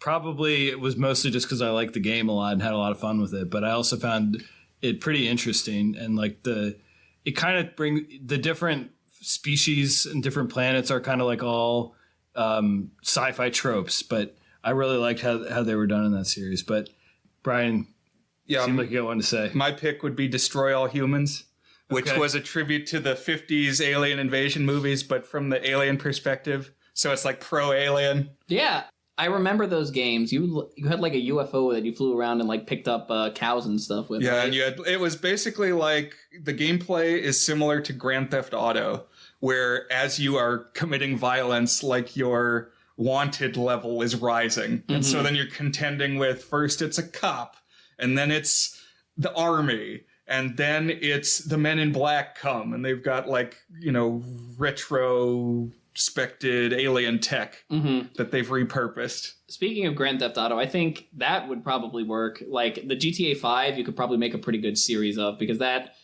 think it's also Rockstar. Yeah, I'm surprised they haven't done that. You could do like a Sopranos type thing, Grand Theft Auto. But like the whole Grand Theft Auto world is very comedic and over the top, so you could do that as well. Oh, and I had another one. Oh, I think you could make a good movie or series out of the Elder Scrolls universe in the same way they did it with Fallout, where it's a little bit... You can even do the Skyrim story, but because the story in those games is rather loose and like...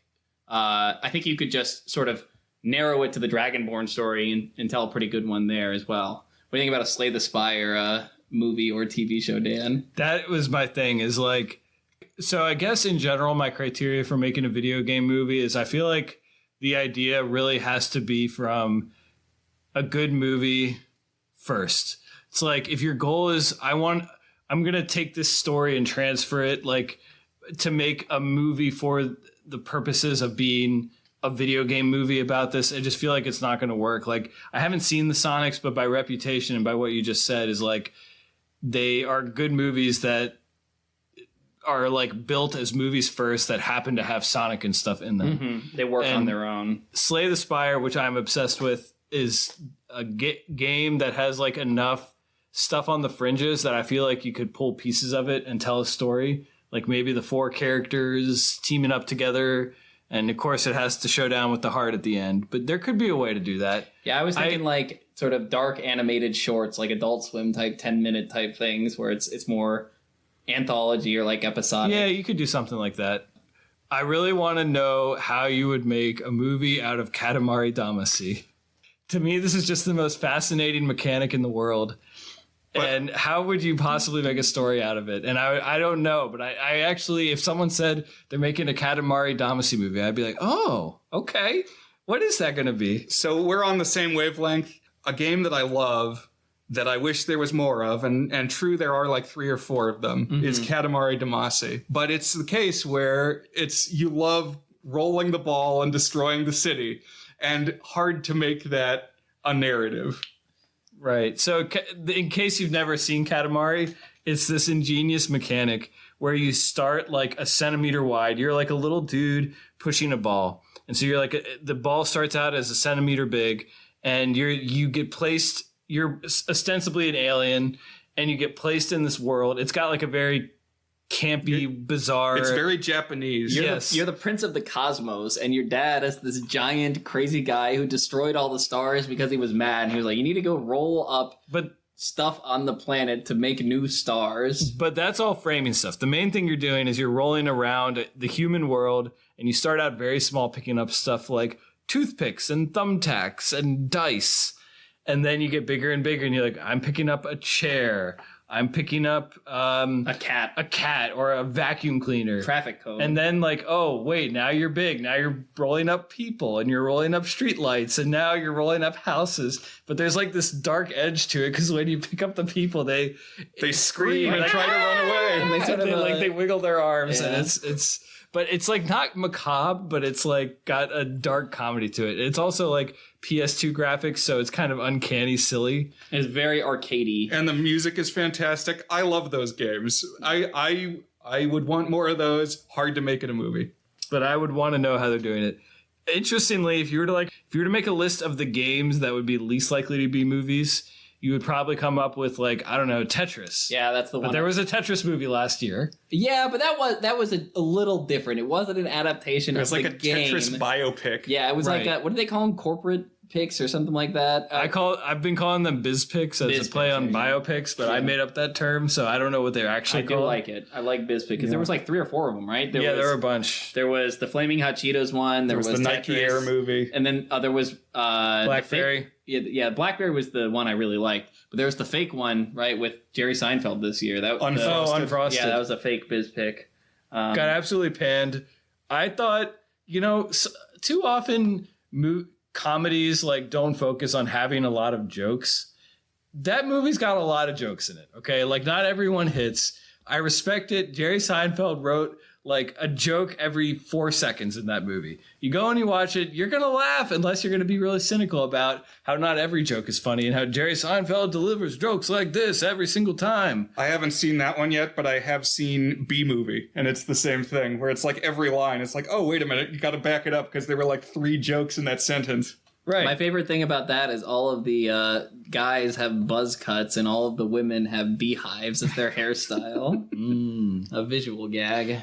And then, of course, the trailer just came out for the new Minecraft movie.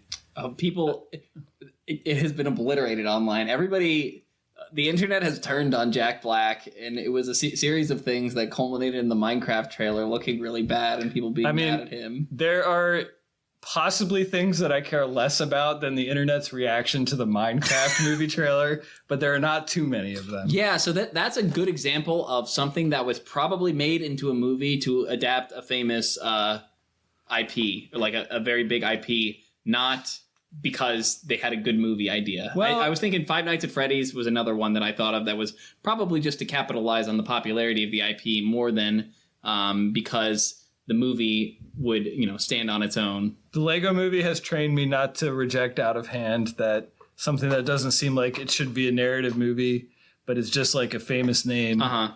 Right. Barbie is another one that was, pretty good. Yeah. But we have not talked about the single biggest video game adaptation of all time, which of course is Pokemon, the anime. That's true. Like 1,000 episodes and originally a video game adaptation. I would watch a Team Rocket. Well, I was going to say I would watch a Team Rocket movie. I'm sure there is one. Isn't there like 35 different? There's gotta be.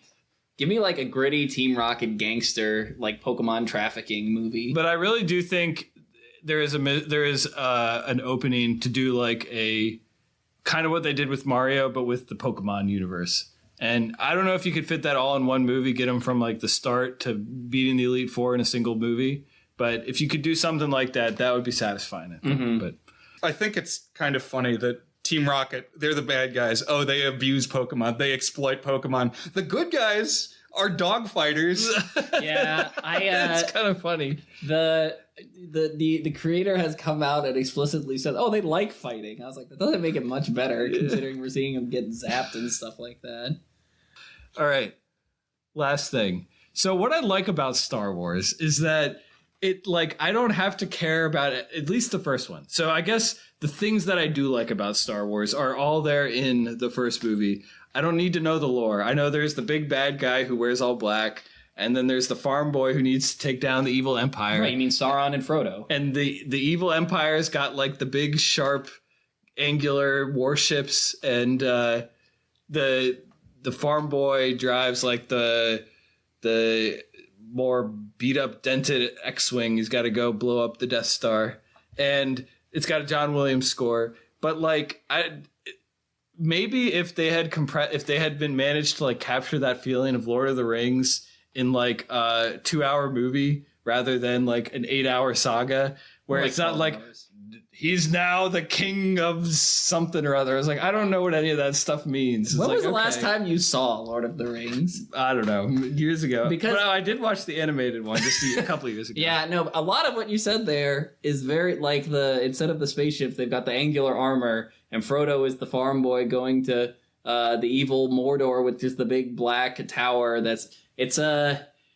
Your description lands with, and also it's got a Howard Shore soundtrack. No, which that's is true. That's my phenomenal. favorite part of the movie is the Howard Shore. Yeah. It's so good. They're fine movies, but like everybody, like it always felt like I was being dumped with like names and things and like even when I watched it again as an adult, it would be like a half hour and I was like, why are they here now? I don't quite understand. I feel like I should care. Right. So a couple of my thoughts about this is I think both Star Wars and Lord of the Rings do a better job of making me care about the world than, say, the Warcraft movie. Yeah.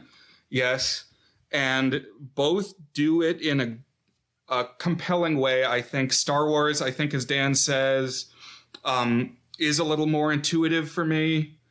But I like the way that Lord of the Rings has the kind of preamble at the start, narrated by Galadriel, where it's like, here's how we got where we are, and I can follow that. And it's like nicely put together, and you're steeped in the great production design and the music.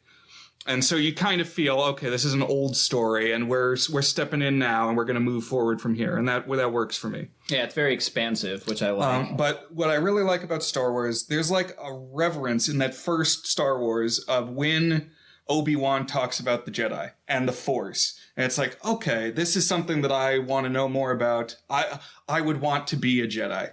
And that has subsequently been complicated. Like they've made the Jedi more gray, and like, did they really know what they were doing? And Also more boring. Should they have been entrusted with running the government when they're like this weird sect?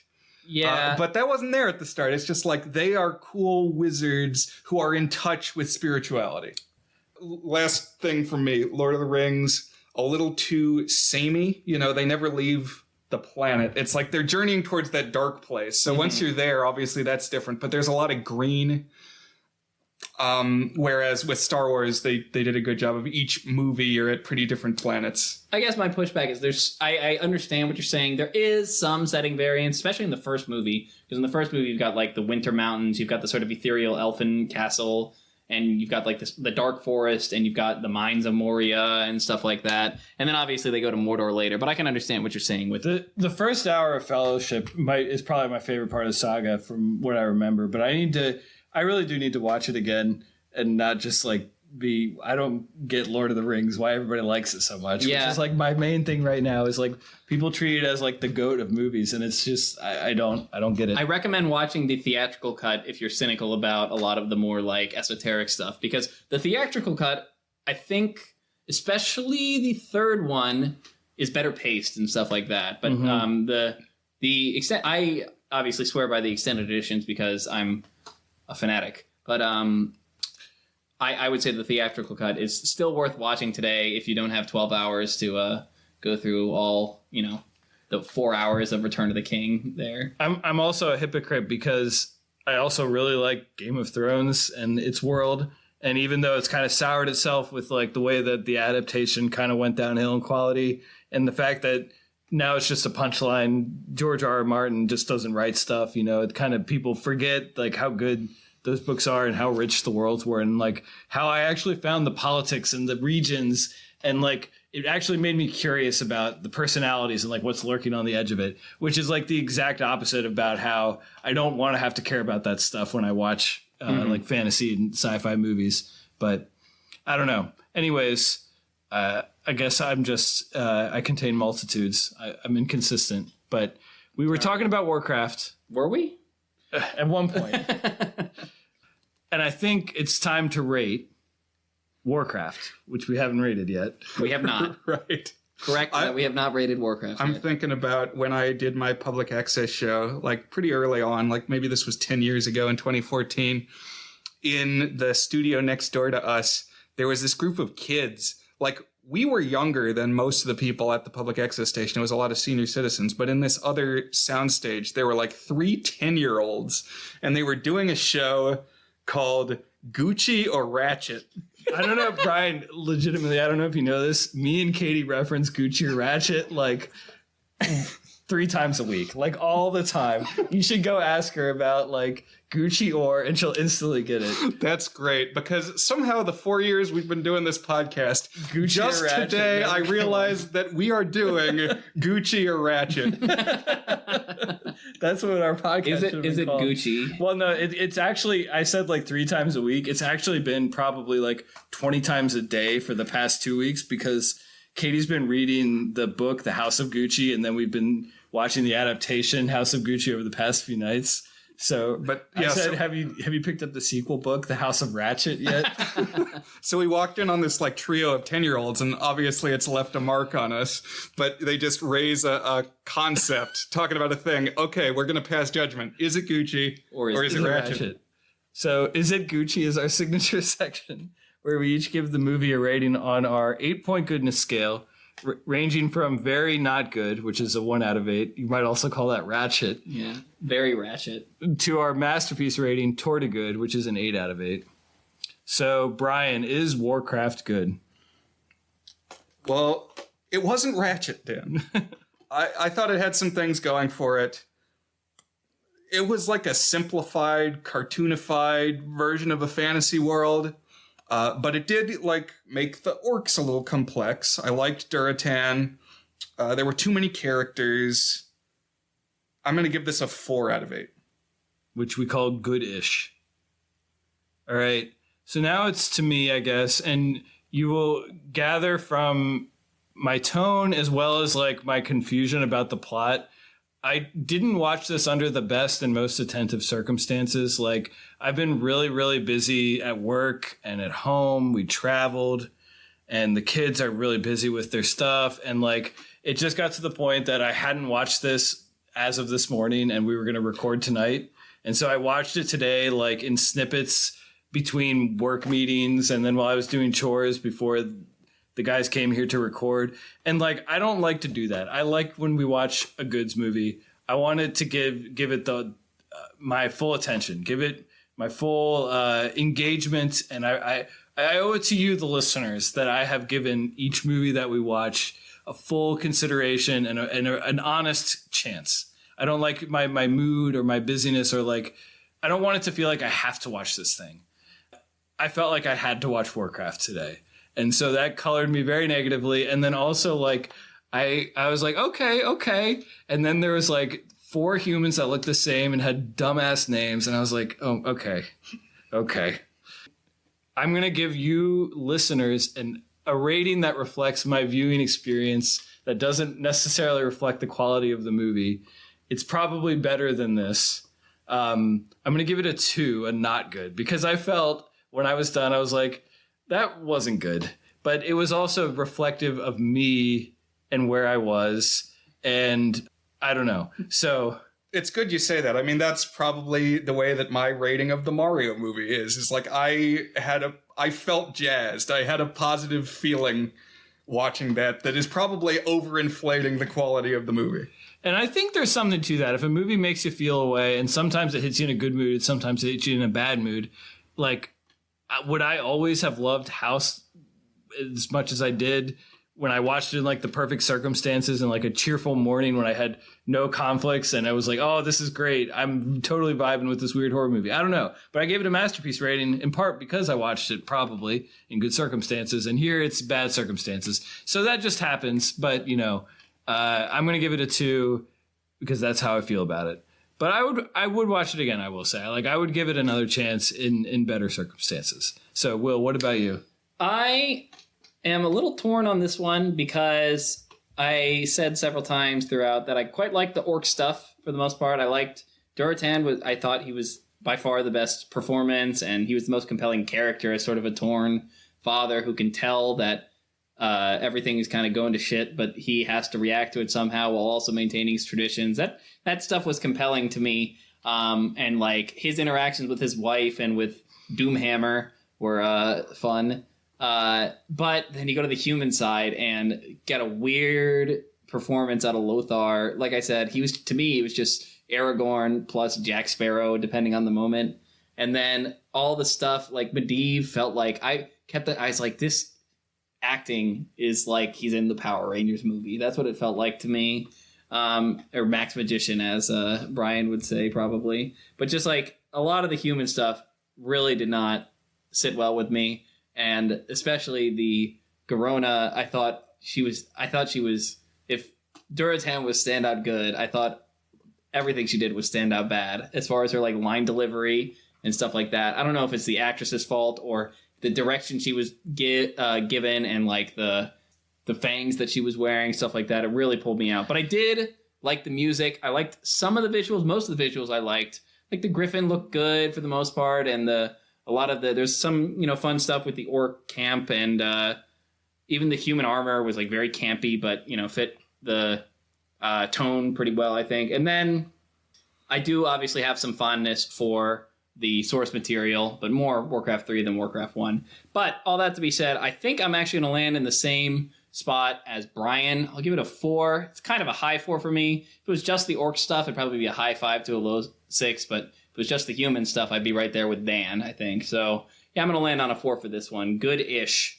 I came into the movie hoping to love it, but expecting I might hate it, and I am not necessarily surprised to learn that I landed somewhere in the middle. Similar boat. Cool. Well, this was fun, Will. Thanks for bringing it to us and giving us a springboard to talk about a variety of other topics. And next week, we're going to continue our guest host extravaganza, assuming we can get the logistics lined up correctly. We'll have our old pal Gargus back on for another episode. So, listeners, I don't know if you can feel our chemistry is different when we're in person or anything like that, but you can find us on thegoodsfilmpodcast.com. Join the Discord. We'd love to hear from you. Have a good one, everyone. Bye. Thanks.